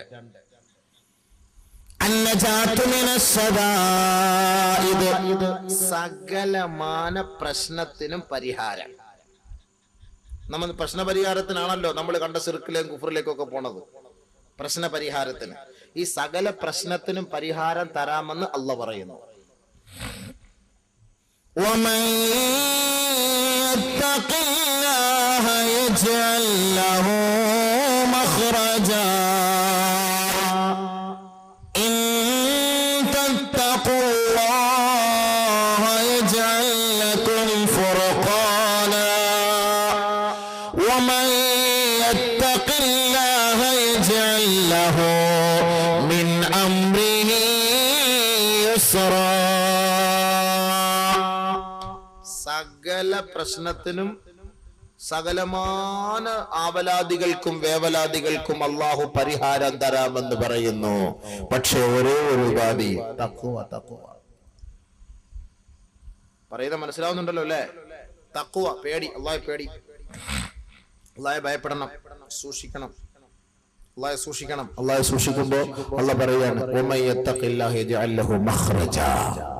നിങ്ങളുടെ പ്രയാസങ്ങൾ, ബുദ്ധിമുട്ടുകൾ, ദുഃഖങ്ങൾ, ദുരിതങ്ങൾ, കടങ്ങൾ, നിങ്ങൾ ഏതൊരു വിഷയവുമായി കഷ്ടപ്പെട്ട് വേദനിച്ചു കൊണ്ടിരിക്കുന്നു, ആ പ്രയാസത്തിന് പരിപൂർണമായ പോംവഴി അല്ലാഹു നിശ്ചയിച്ചു തരുമെന്ന് പരിശുദ്ധ ഖുർആനിൽ വ്യക്തമാക്കുന്നു. അല്ലാഹു സ്വീകരിക്കുന്ന ഡിമാൻഡ് ഒരേ ഒരു ഡിമാൻഡ്, നിങ്ങൾ അല്ലാഹുവെ ഭയപ്പെടണം, നിങ്ങൾ അല്ലാഹുവെ ഭയപ്പെടണം. ومن يتق الله يجعل له مخرجا. ആരാണ് അല്ലാഹുവിനെ ഭയപ്പെടുന്നുവോ അവരുടെ സകലമാന പ്രശ്നത്തിനും പരിഹാരമായി ഒരു പോംവഴിയെ അല്ലാഹു നിശ്ചയിച്ചു കൊടുക്കുമത്രേ. വയർസുഖുഹു മിൻ ഹൈസു ലാ യഹ്തസിബ്. അവൻ അറിയാത്ത ഭാഗത്തുകൂടി അല്ലാഹു അവന് വിഭവങ്ങൾ എത്തിച്ചു കൊടുക്കുമത്രേ. അവൻ അറിയാത്ത രീതിയിൽ അല്ലാഹു റിസ്ക് കൊടുക്കും. അറിയാത്ത രീതിയിൽ അവനൊരു ചെറിയ തുക കൊണ്ടൊരു കച്ചവടം ചെയ്താൽ അല്ലാഹു അതിൽ വലിയ ലാഭം നൽകും. കൊള്ളപ്പലിശയ്ക്ക് വലിയ തുക എടുത്ത് കച്ചവടം ചെയ്താൽ അല്ലാഹു നഷ്ടത്തിലെത്തിക്കും. നമ്മൾ ഇവിടെ ഒരു കാര്യം പ്രത്യേകമായിട്ട് മനസ്സിലാക്കണം, നല്ലപോലെ ഗൗരവത്തോടെ കേൾക്കണം കേട്ടോ. കാര്യങ്ങൾ നല്ലപോലെ മനസ്സിലാക്കണം. അല്ലാഹു എനിക്ക് നിങ്ങൾക്ക് മനസ്സിലാക്കാൻ തൗഫീഖ് നൽകട്ടെ. ഞാൻ നിങ്ങളെ പഠിപ്പിക്കല്ല, ഞാനും കൂടെ നന്നാവാൻ വേണ്ടിയാണ് ഞാൻ ഈ പറയുന്നത്. ഞാൻ പറയുന്ന ആള് നല്ല ആള്, നിങ്ങൾ മോശക്കാരോ എന്നുള്ള നിയത്തിലല്ല, ഞാൻ അടക്കം. ഖുർആൻ എനിക്ക് നിങ്ങൾക്ക് എല്ലാവർക്കും വേണ്ടി അല്ലാഹു നമ്മളെല്ലാം നന്നാക്കുമാറാകട്ടെ. ആമീനൊക്കെ ഉറക്കെ പറഞ്ഞോ, കുഴപ്പമൊന്നുമില്ല, ആരും അറസ്റ്റ് ചെയ്തുകൊണ്ടൊന്നും പോവില്ല. നമ്മൾ ചെയ്യുന്ന ദുആയും നമ്മുടെ പ്രവർത്തനങ്ങളും നമുക്കൊരു സാറ്റിസ്ഫാക്ഷൻ കിട്ടാത്തതിന്റെ കാരണം എന്താ? ഞാൻ ഈ നിസ്കരിച്ചിട്ട് ശരിയാവുന്നില്ല ഉസ്താദ്, ഒരുപാട് നിസ്കരിച്ച് മനസ്സിനൊരു റാഹത്ത് കിട്ടുന്നില്ല. ദുആ ചെയ്ത് കൈയെല്ലാം ഒടിഞ്ഞ് എത്ര നാൾ കൊണ്ട് നമ്മൾ എന്തെങ്കിലും വിഷയം പറയുന്നത് ദുആരക്കപ്പാ ദുആ ചെയ്യും. 3 വർഷമായിട്ട് ദുആ ചെയ്തിട്ട് എന്റെ കടം മാറുന്നില്ല, 3 വർഷമായിട്ട് ദുആ ചെയ്ത് എന്റെ വാപ്പാടെ അസുഖം മാറുന്നില്ല, 3 വർഷമായിട്ട് ദുആ ചെയ്ത് എന്റെ മോളെ കെട്ടിക്കാൻ കഴിഞ്ഞിട്ടില്ല. ഇനി എന്തോ ദുആയ. കല്യാണം കഴിഞ്ഞ വർഷം ഇത്രയായി, ഒരു കുഞ്ഞിനെ പോലെ എനിക്ക് കിട്ടുന്നില്ല. ഞാൻ ദുആ എല്ലാ വൈലാക്കന്മാരും പറയും ദുആ ചെയ്ത് ഇവിടെ ഇത് കൈയുടെ എല്ലും ഡിസ്കും എല്ലാം ഉറഞ്ഞ് തേഞ്ഞു പോയി. വേറെ ജോലിയൊന്നും ഇല്ലയോ? സ്വാഭാവികമായി പറഞ്ഞു പോകും അല്ലേ? ഒരിക്കലുമില്ല. വല്ലാഹി സത്യം, വല്ലാഹി സത്യം. ആര് ദുആ ചെയ്താലും ആ ദുആ അല്ലാഹു സ്വീകരിക്കും. പിന്നെ സ്വീകരിക്കാതെ വരുമ്പോൾ എന്താ അതിന്റെ പ്രശ്നം? എന്താ പ്രശ്നം? ഒരാൾ ഒരു ഡോക്ടറിന്റെ അടുക്കലേക്ക് പോയി, അദ്ദേഹത്തിന് ഹാർട്ടിന് അസുഖമാണ്. ഡോക്ടർ പറയുന്നു ഇറച്ചി കഴിക്കരുത്, അതല്ലെങ്കിൽ ഇന്ന കൊഴുപ്പുള്ള വസ്തുക്കൾ കഴിക്കരുത്, അതൊക്കെ നിങ്ങൾ സൂക്ഷിക്കണം എന്നൊക്കെ പറഞ്ഞിട്ട് ഡോക്ടർ പറഞ്ഞു വിടുന്നു.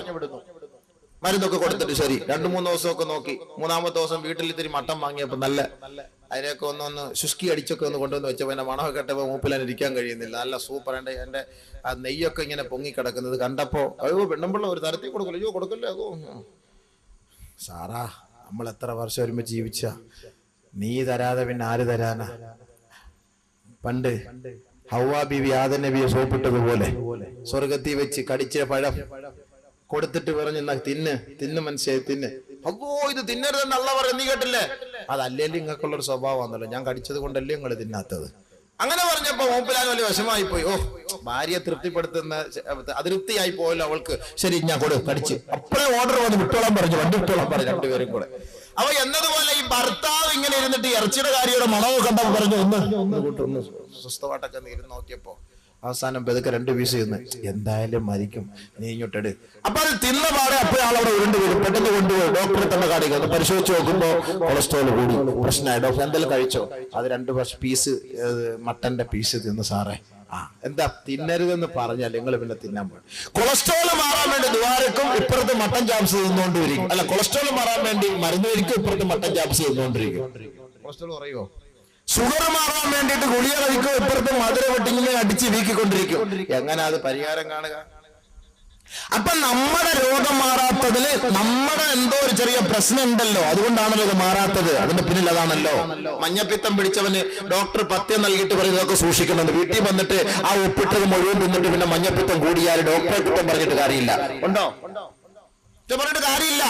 അപ്പൊ നമ്മുടെ എന്തോ പ്രശ്നം. അപ്പൊ നമ്മൾ ചെയ്യുന്നത് സ്വീകരിക്കാതെ വരുമ്പോ നമ്മൾ ആരെയും കുറ്റം പറയണ്ട, നമ്മൾ തന്നെ ഒന്ന് അല്പസമയം ഇരുന്നിട്ടൊന്ന് പരിശോധിക്കണം, എന്താണ് ഈ ദുആ സ്വീകരിക്കാത്തത്. ഒരു ഹദീസ് പറഞ്ഞു കേൾപ്പിച്ചു തരാം. ബഹുമാനപ്പെട്ട അനസ് റളിയല്ലാഹു തആല അൻഹു പറയുന്നു, ഖുൽതു ഞാൻ പറഞ്ഞു, യാ റസൂലല്ലാഹ്, അല്ലാഹുവിന്റെ റസൂലേ, ഉദ്ഉല്ലാഹ ലീ നബിയേ, എന്റെ പ്രാർത്ഥന അല്ലാഹു സ്വീകരിക്കുന്നതിന് വേണ്ടി അങ്ങ് അല്ലാഹുവിനോടൊന്ന് ദുആ ചെയ്യണേ നബിയേ. നമ്മൾ ദുആ കൊണ്ട് വസിയത്ത് ചെയ്യൂലേ, അതെല്ലാം കണ്ട ഒന്ന് ദുആ ചെയ്യണേ ഉസ്താദ്, ദുആ ഇറക്കണം. നമ്മൾ പറയും എന്താ, ശരി ഞാൻ ദുആ ഇറന്നേക്കാം. പലിശക്കാരനായിരിക്കും വന്ന് ഉസ്താദോട് ദുആ ഇറക്കാൻ പറയണ. ശരി, അല്ലാഹു വർക്കത്ത് ചെയ്യട്ടെ, ഉസ്താദ് കച്ചവടത്തിൽ വർക്കത്ത് ചെയ്യട്ടെ, അല്ലാഹു നല്ല വർക്കത്ത് തരട്ടെ. അതല്ല, ഇപ്പൊ നമ്മള് ചെറിയ പലിശ കൊള്ളപ്പലിശ വാങ്ങിക്കട്ടെ, നല്ല വർക്കത്ത് കിട്ടട്ടെ, ദുആ ഇറക്കട്ടെ. അബ്കാരി കോൺട്രാക്ടർ വന്ന് ദുആ ഇറക്കും, 500 രൂപ കൊടുത്ത് ഉസ്താദ് അൽഹംദുലില്ലാഹ് അല്ലാഹുടെ കച്ചവടത്തിൽ വലിയ വർക്കത്ത് ചെയ്യട്ടെ. ആ ദുആടെ വർക്കത്തിന്റെ വലിയ ബാറ് കെട്ടും ഇങ്ങനെ. അതിന്റെ സമ്മാനമായിട്ട് ഉസ്താദ് കച്ചവടത്തിൽ വലിയ വർക്കത്ത് കിട്ടി അൽഹംദുലില്ലാഹ്, എന്നാ 1000 രൂപ ഇരിക്കട്ടെ, ഒന്നുകൂടെ ദുആ ഇറക്കണേ. അപ്പോഴാ ചോദിക്കുക എന്താ സംഭവം, കച്ചവടം എന്താ? അപ്പോഴാണ് പ്രശ്നങ്ങള്. അപ്പൊ ഒരാള് വന്ന് നമ്മുടെ അടുത്തൊക്കെ ചോദിക്കുമ്പോൾ സംസാരിക്കുമ്പോൾ നമ്മൾ ചോദിക്കണം, എന്താ ബിസിനസ്? എന്തെങ്കിലും വിവരമില്ലാത്ത അറിവില്ലാത്ത ആൾ എന്തെങ്കിലുമൊക്കെ ഹറാമുമായിട്ടൊക്കെ ചെയ്യുന്ന ആളാണ്. ആക്ഷേപിക്കാതെ അധിക്ഷേപിക്കാതെ രഹസ്യമായിട്ട് പറഞ്ഞ് അദ്ദേഹത്തിന് നോവൽ വേദന ഉണ്ടാകാതെ അദ്ദേഹത്തെ അതിൽ നിന്ന് നമ്മൾ പിന്തിരിപ്പിക്കണം.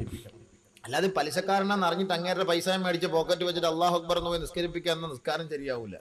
അറിഞ്ഞിട്ട് അത് കാശ് 500 തലയാന്ന് പറഞ്ഞൊന്നും കാര്യമില്ലല്ലോ. അതിന്റെ വീട്ടിൽ പോവാ തന്നെ ചെയ്യരുത്. കള്ള് കച്ചവടം ചെയ്തിട്ട് കിട്ടുന്ന കാശാന്ന് അറിഞ്ഞിട്ട് നമ്മൾ അദ്ദേഹത്തിന്റെ വീട്ടിൽ അറിഞ്ഞുകൊണ്ട് പോയിട്ട് നമ്മൾ അയാളെ പൈസ മേടിച്ച് പോക്കറ്റ് വെച്ചിട്ട് നിസ്കരിച്ച നിസ്കാരം കൊണ്ട് ശരിയാവും.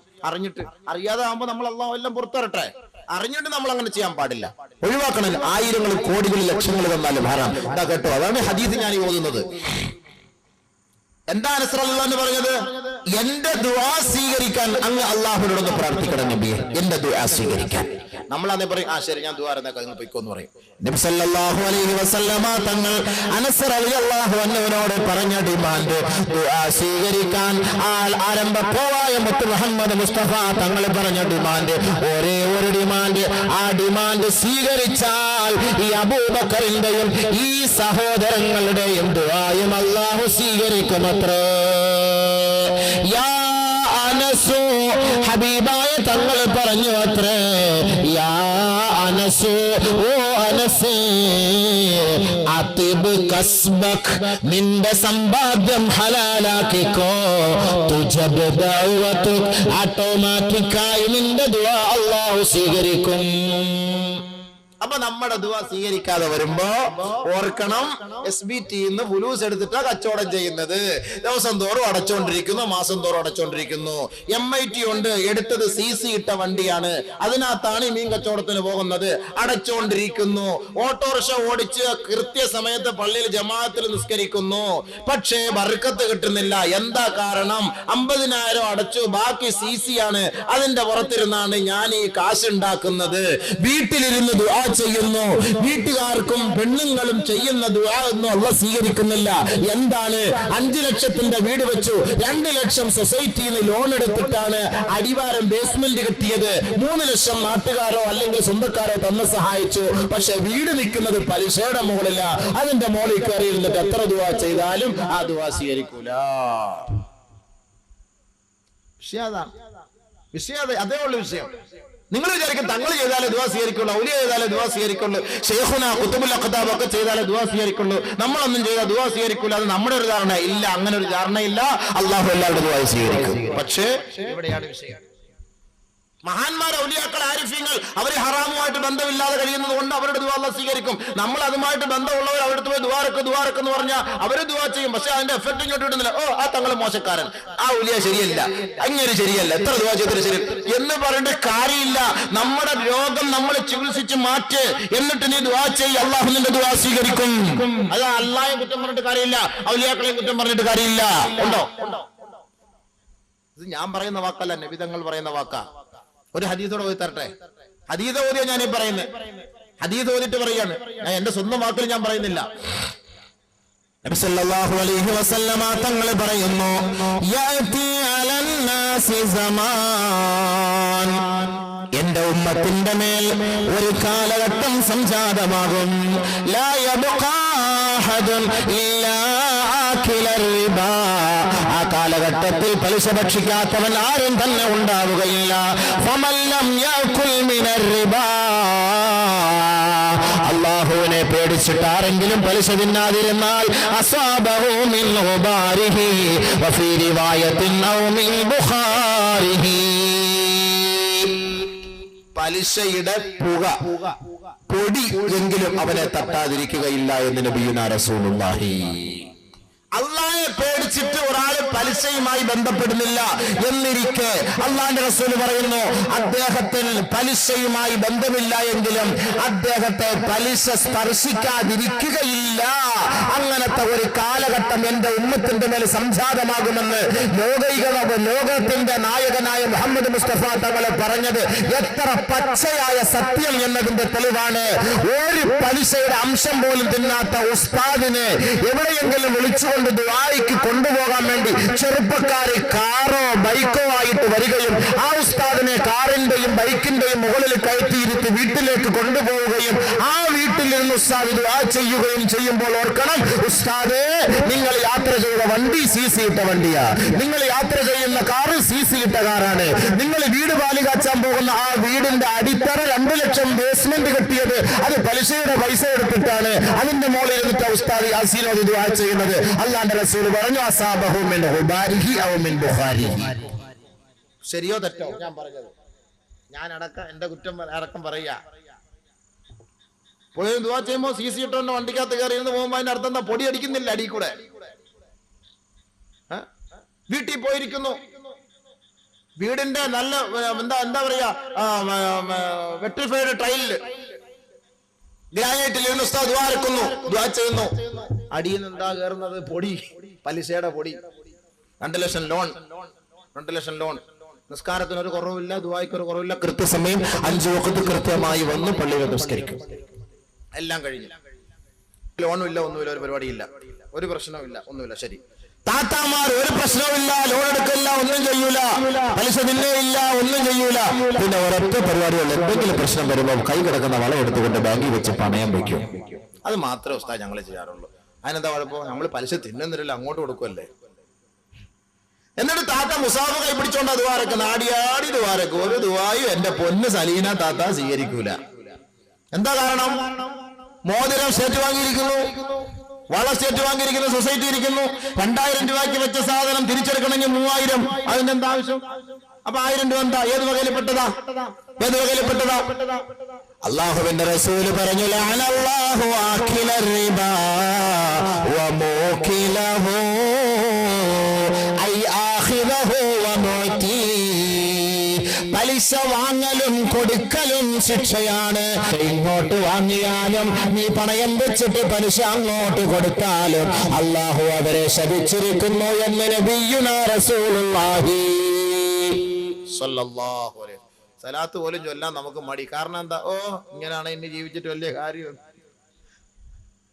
ഇനിയിപ്പോ സലാത്തിലോട്ടൊന്നും വലിയ കാര്യമൊന്നുമില്ല. എന്തിനാ വേറെ ജോലിയൊന്നുമില്ലേ? ഞാൻ ആരാളെ പ്രസംഗിക്കാൻ വിളിച്ചത്? മനുഷ്യനെ മൊത്തം ജീവിക്കാൻ സമ്മതിക്കൂല ഇവിടെ. ചെറുപ്പക്കാർക്ക് നാളെ അടികൊള്ള റെഡിയായിട്ടിരുന്നു. ദീനന്റെ കാര്യം പറയുന്നതിന് ഇപ്പൊ നമ്മളെ പേടിക്കേണ്ട കാര്യം എന്താ അല്ലേ? എന്റെയും കൂടെ കാര്യമാണെന്ന് ഞാൻ പറഞ്ഞല്ലോ. ഞാൻ വലിയ ആളൊന്നും അല്ലല്ലോ. പക്ഷെ അള്ളാന്റെ റസൂലിന്റെയും ദീനന്റെ കാര്യം ഖുർആനിലും ഹദീസിലും അങ്ങ് ഇരുന്നാൽ മതിയോ? ഇതൊക്കെ പറഞ്ഞു കൊടുക്കണ്ടേ? നമുക്ക് മനസ്സിലാക്കണ്ടേ? ഇത്ര നാളും ചെയ്തു പോട്ടെ, ഇനി തൗബ ചെയ്യാലോ. ഏത് ഇനിയെങ്കിലും തൗബ ചെയ്യാലോ അല്ലേ? ചെയ്തൂടെ? അതാ നമ്മൾ പറയുന്നത്. പക്ഷെ ഇത് പറയാതിരുന്നാലോ? ഇത് പറയാതിരുന്നാൽ നാളെ വീണ്ടും കൂടെ കൊണ്ടുപോയി രാവിലെ തിരുവനന്തപുരം വരെ പോകണം, പൈസ ഇല്ല, ഒരു മോതിരം ഇരിപ്പുണ്ട്, അത് കൊണ്ട് വെച്ചിട്ട് പണയം വെച്ചിട്ട് വീണ്ടും പോകും. ഹജ്ജിനും ഉംറക്കും വരെ പോകാൻ പണയം വെച്ചിട്ട് പോകും. ഹജ്ജിനും ഉംറക്ക്. ഈ അടുത്ത സമയത്ത് ഒരു സഹോദരി എന്നെ വിളിച്ചിട്ട് ചോദിച്ചു, എനിക്ക് പണ്ട് ഇരിപ്പുണ്ട്, വടക്കുന്ന് വെച്ചതാ, പണ്ട് ഇരിപ്പുണ്ട്, സ്വർണ്ണം ഇരിപ്പുണ്ട്, അത് പണയപ്പെടുത്തണം, ഭർത്താവ് അത് വിൽക്കാൻ സമ്മതിക്കുന്നില്ല, അത് പണയപ്പെടുത്തിട്ട് ഉംറക്ക് പോകാവോ? ഞാൻ പറഞ്ഞു അത് ഹറാം. ഒരു കാര്യം ശ്രദ്ധിച്ചോളി, ഒരു വിഷയം വരുമ്പോൾ തൊട്ടടുത്ത വിഷയത്തിലേക്ക് പോവാ. പറയാതിരിക്കുന്ന അങ്ങനെ. ഹജ്ജിന് പോകുമ്പോ നമ്മൾ ദുആർക്കാറുണ്ട്, മഖ്ബൂലും മബ്റൂറുമായ ഹജ്ജാക്കണേ അല്ലാഹ്. അല്ലാഹുവേ, എന്റെ വാപ്പയുടെ ഹജ്ജ്, എന്റെ ഉമ്മയുടെ ഹജ്ജ്, അത് മഖ്ബൂലാക്കണേ അല്ലാഹ്, മബ്റൂറാക്കണേ അല്ലാഹ്. ഉസ്താദ് ഹജ്ജ് യാത്രയ്ക്ക്, ഹജ്ജ് കല്യാണം ഉണ്ടല്ലോ, ഹജ്ജ് കല്യാണം, ഹജ്ജിന് പോകുന്നതിന് മുമ്പ് ഒരു കല്യാണം നടത്തുമല്ലോ വീട്ടില്. അപ്പൊ ആ ഹജ്ജ് കല്യാണത്തിന് പോയി ദുആ ഇറക്കാറുണ്ട്. ആ ദുആ എന്താ ചെയ്യാ? അല്ലാഹുവേ, ഹജ്ജ് മഖ്ബൂലും മബ്റൂറുമാക്കണേ അല്ലാഹ്. ഹജ്ജ് കല്യാണം എന്ന് പറയുമ്പോൾ വിഷമിക്കൊന്നും വേണ്ട. ഈ പൊടി പൊടിച്ച് നാട്ടുകാരെ മുഴുവനും ബാക്കി ചാപ്പാടും കൊടുത്ത് ഈ ആഡംബരം കാണിച്ചിട്ട് ഹജ്ജിന് പോകേണ്ട കാര്യമൊന്നുമില്ല. നിങ്ങൾക്ക് അത്രയും പൈസ ഉണ്ടെങ്കിൽ ആ സാധുക്കളെ സഹായിക്കാൻ വേണ്ടി പൈസ ഒരു കെട്ടെടുത്ത് വെച്ചിട്ട് ഒരു 1000-2000 റുപ്യ ഓരോ വീട് തോറും കയറി ഇറങ്ങിയിട്ട് രഹസ്യമായിട്ട് അവരുടെ കയ്യിൽ കൊടുത്തിട്ട് ദുആ ചെയ്യും, ഞാൻ ഇതുപോലെ ഹജ്ജിന് പോകണം, നമ്മുടെ ഭാഗത്ത് എന്തായാലും വീഴ്ച വന്നിട്ടുണ്ടെങ്കിൽ നിങ്ങളത് മാപ്പാക്കണം, അള്ളാഹു നമുക്കൊക്കെ നല്ല കൂലി തട്ടെ, നല്ല ദുആ ഇരുന്നിട്ട് അങ്ങനെ പോകും. അത് ബുദ്ധിമുട്ടുള്ള കാര്യമാണ്. പ്രസക്തി കിട്ടോ? പാവപ്പെട്ട സഹോദരി തൊട്ടയൽവക്കത്ത് പട്ടിണി കിടക്കുകയാ.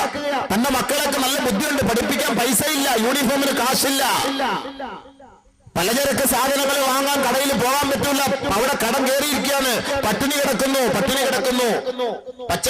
പച്ചവെള്ളവും പേരക്കായും തിന്നിട്ടാ മക്കൾ സ്കൂളിൽ പോണത്. അവന്റെ വീട്ടിൽ പോയിട്ട് ഒരു 2000 റുപ്യ നീ കൊണ്ട് കൊടു, അല്ലെങ്കിൽ നീ ഒരു കറിയെടുത്ത് കൊടു, അൽഹംദുലില്ലാ ഞാനൊരു നല്ല വഴിക്ക് പോവാണ്, ദുആ ചെയ്യുമെന്ന് പറഞ്ഞാൽ അത് സന്തോഷമുണ്ട്. അത് ചെയ്യുവോ? അതോടെ സൂക്ഷിച്ച് അള്ളാഹയെ ഭയപ്പെട്ട് ജീവിക്കും. അള്ളാഹ് എനിക്ക് നിങ്ങൾക്ക് തൗഫീഖ് നൽകട്ടെ. അപ്പൊ ഞാൻ പറഞ്ഞ വിഷയം, എന്റെ വിഷയം ഒന്നും തുടങ്ങിയിട്ടില്ല, അങ്ങനെ ഇരിക്കണം എല്ലാവരും കേട്ടോ. എല്ലാം മനസ്സിലാക്കാനുള്ള എനിക്ക് നിങ്ങൾക്ക് തൗഫീഖ് നൽകട്ടെ. ഇടയ്ക്കിടയ്ക്ക് ഇങ്ങനെ ഒരു ജുംല മുഴുത്തരുള്ള ഇടയ വിഷയങ്ങൾ കയറി പോകുമ്പോൾ അതൊക്കെ നമ്മൾ അങ്ങനെ അങ്ങ് ചർച്ച ചെയ്ത് പോവാ. കുഴപ്പമില്ല, അതൊക്കെ എല്ലാം പഠിക്കാനുള്ള വിഷയങ്ങൾ തന്നെയാണല്ലോ. ചെറുപ്പക്കാർ പിള്ളേർ പറഞ്ഞ് പാട്ട് പാടണമെന്ന് ഞാൻ പറഞ്ഞു, യേശുദാസിനെ വിളിച്ചാൽ മതിയെന്ന്.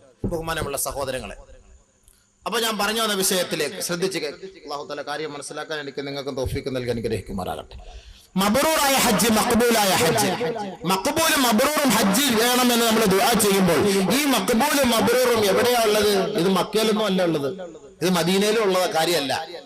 മഖ്ബൂലും മബ്റൂറുമായ ഹജ്ജാക്കണേ എന്ന് ദുആ ചെയ്യുമ്പോ ഓർക്കണം സഹോദരങ്ങളെ, മഖ്ബൂലും മബ്റൂറുമായ ഹജ്ജ് ഏതൊരു ഹാജി നാട്ടിൽ നിന്ന് ഹജ്ജിന് വേണ്ടി പുറപ്പെടുന്നുവോ ഈ നാട്ടിൽ വെച്ച് തന്നെയാണ് അള്ളാഹു തീരുമാനമെടുക്കുന്നത്. അവന്റെ ഹജ്ജ് മഖ്ബൂലാണോ അതല്ല മബ്റൂറാണോ, അവന്റെ ഉംറ മഖ്ബൂലാണോ അതല്ല മബ്റൂറാണോ എന്ന് തീരുമാനിക്കുന്നത് അള്ളാഹു ഈ നാട്ടിൽ വെച്ച് തന്നെയാണ്. എന്താണ് മഖ്ബൂലിന്റെ അടയാളം? എന്താണ് മബ്റൂറിന്റെ അർത്ഥം? മഖ്ബൂൽ എന്ന് പറഞ്ഞാൽ ഹലാലായ സമ്പാദ്യം കൊണ്ട് ഹജ്ജിന് പോകുന്നതിനാണ് മഖ്ബൂൽ എന്ന് പറയുക. ഇത് മക്കയിൽ കിട്ടുന്ന സാധനമാണോ? ഹലാലായ പൈസ, പലിശയും ആകാൻ പാടില്ല, പണയം വെച്ച പൈസയും ആകാൻ പാടില്ല. ഹലാലായ പൈസ, ശുബ്ഹത്ത് ഒരു അവ്യക്തതയും ഒരു ശുഭഹത്തും ഒരു സംശയമുള്ള പൈസ ആകാൻ പാടില്ല. ഹലാലായ പൈസ, ശുദ്ധ ഹലാലായ പൈസ. ഈ ഹലാലായ പൈസ കൊണ്ട് ഹജ്ജിന് പോകുമ്പോൾ ആ വാഹനത്തിൽ കയറുമ്പോൾ ലബ്ബൈക അല്ലാഹുമ്മ ലബ്ബൈക ലബ്ബൈക ലാ ശരീക ലക ലബ്ബൈക ഇന്നൽ ഹംദ വന്നിഅമത ലക വൽ മുൽക് ലാ ശരീക ലക. അല്ലാഹുവേ, പാവങ്ങൾ ചെയ്ത മനസ്സുമായി നിന്റെ വീട്ടിലേക്ക് നാട്ടിലേക്ക് പുറപ്പെട്ടു വരികയാണ് റബ്ബേ. അല്ലാഹുവേ, അതിനുവേണ്ടി വാഹനത്തിൽ കാലെടുത്ത് വെച്ച ഈ പാവപ്പെട്ട ഭാവി റബ്ബേ, എന്റെ വിളിക്ക് നീ ഉത്തരം നൽകണേ അല്ലാ എന്ന് ഏതൊരു ഹാജി ഈ നാട്ടിൽ വെച്ച് വാഹനത്തിൽ കയറുമ്പോ തൽബിയത്ത് ചൊല്ലുമ്പോ അവന്റെ ഹജ്ജ് കബൂലായി എന്നതിന്റെ തെളിവ് ആകാശത്ത് നിന്ന് വിളിച്ചു പറയുമത്രേ, ലബ്ബൈക സഅദീ ഹജ്ജുക മബ്റൂറുൻ വ മഖ്ബൂൽ. നിന്നെ അല്ലാഹു സ്വീകരിച്ചിരിക്കുന്നു, നിന്റെ ഹജ്ജ് സ്വീകരിക്കപ്പെട്ടിരിക്കുന്നു. കാരണം നിന്റെ സമ്പത്ത് ഹലാൽ, നിന്റെ വരവ് ഹലാൽ. അതുകൊണ്ട് അല്ലാഹു നിന്റെ ഹജ്ജ് സ്വീകരിച്ചിരിക്കുന്നു എന്ന് വാനലോകത്തു നിന്ന് മാലാഖമാര് വിളിച്ചു പറയുമത്രേ.